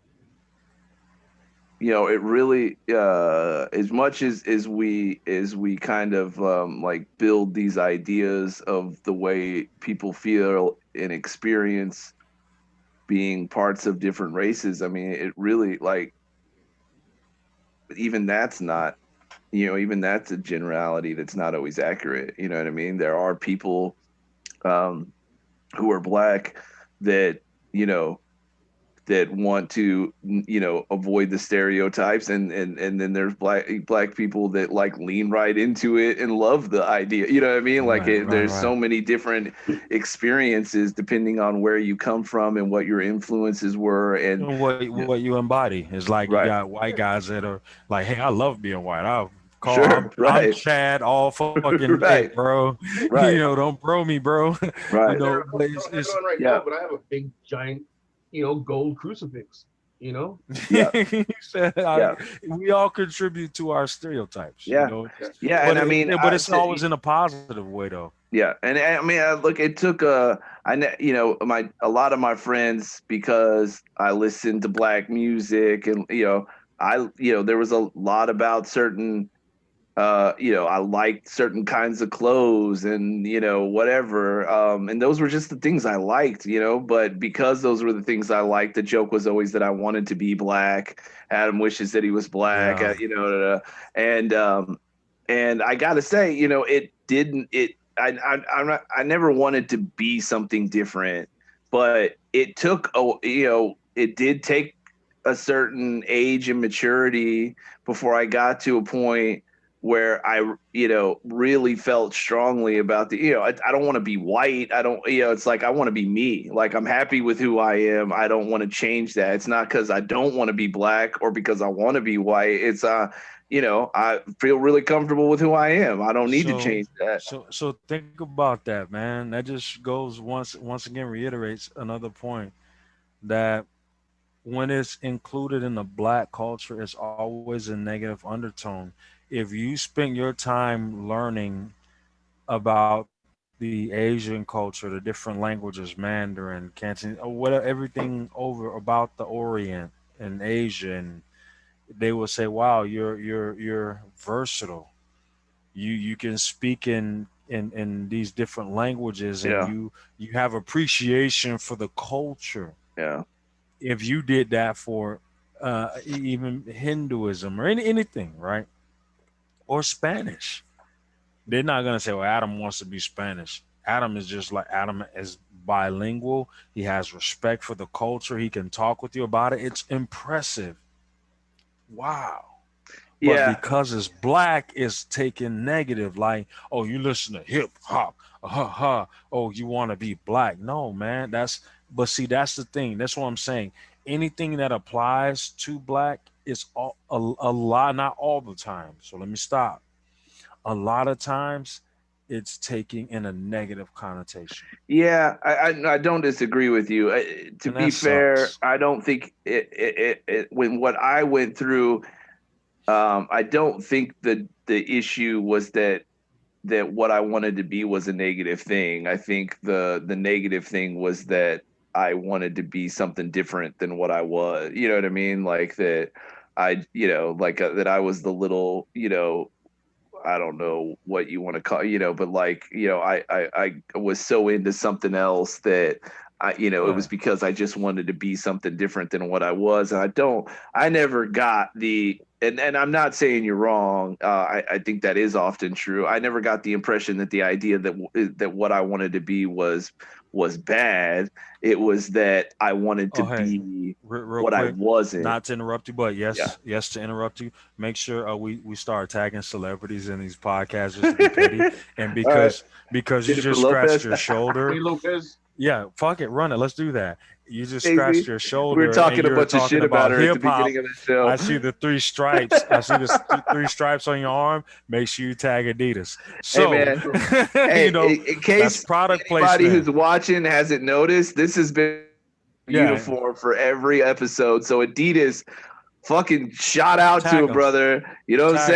saying? I will take. Yeah, But I will. what they'll look at though, they'll be like, oh, I'll take some free let's send mission tickets. Adam. I'm No, good. no, no, no. Check it out. They'll say, let's send Adam some of our Adidas run wear. No, motherfucker, I want the 1985 Run DMC Adidas, the Hell shell yeah, toes, I the do. fat laces. Fuck Send me yeah, I that do. shit. I don't want the Adidas running shoe. Hell Get that yeah. shit out of here. You Fuck don't know me. yeah. I'm Adam.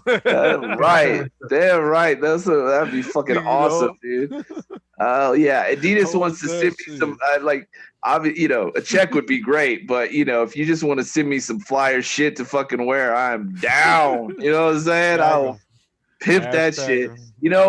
And that's the thing too. Like as I got older, I remember I went to a Garth Brooks concert. I'm not a huge country music like fan, but some of it's just fucking good, It's And Texas, man. yeah, well, yeah, but I Yeah, mean, yeah. Garth Brooks, if you don't, I mean, he's like, first of all, he sold out, not Madison Square Garden. That motherfucker sold out, the what's the shit called? The park, Central Park. He sold out Central Park in New York. Like they at one point had like 2.5, 3 million people at one of his fucking shows.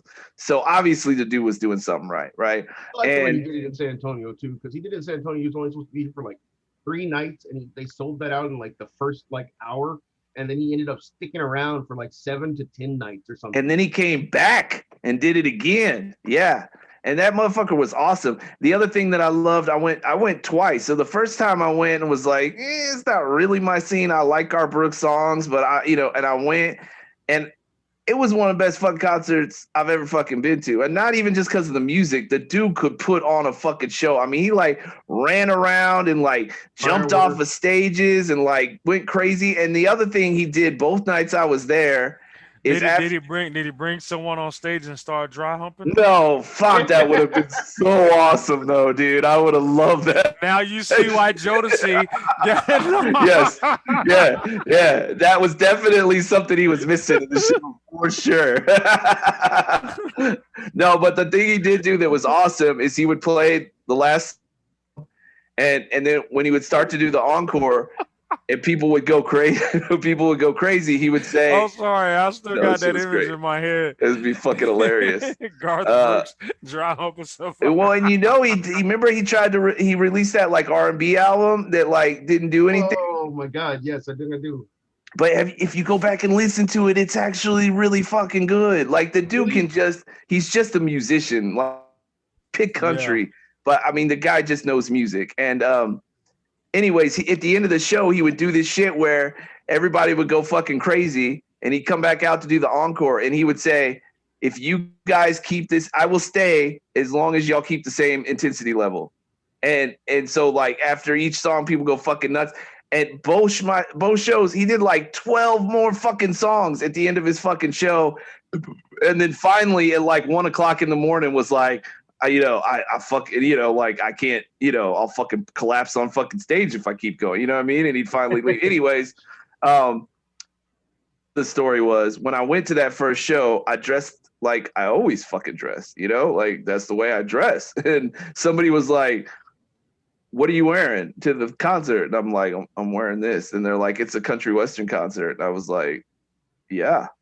Like, what do you mean? And they were like, you're dressed like you're going to a fucking rap show. And I'm like, I'm dressed the way I dress. Like I don't fucking dress depending on what show I go to. Like these are the clothes I feel comfortable in. That's what I'm gonna fucking wear. You know what I mean? You're like, I don't have a giant you better be thankful I'm not dressed as Batman, because I like the way Batman dresses. And one other time prior to that, a friend took me to a skate shop because he had gotten into skating, and I couldn't skateboard to save my fucking life. I never even really tried that hard.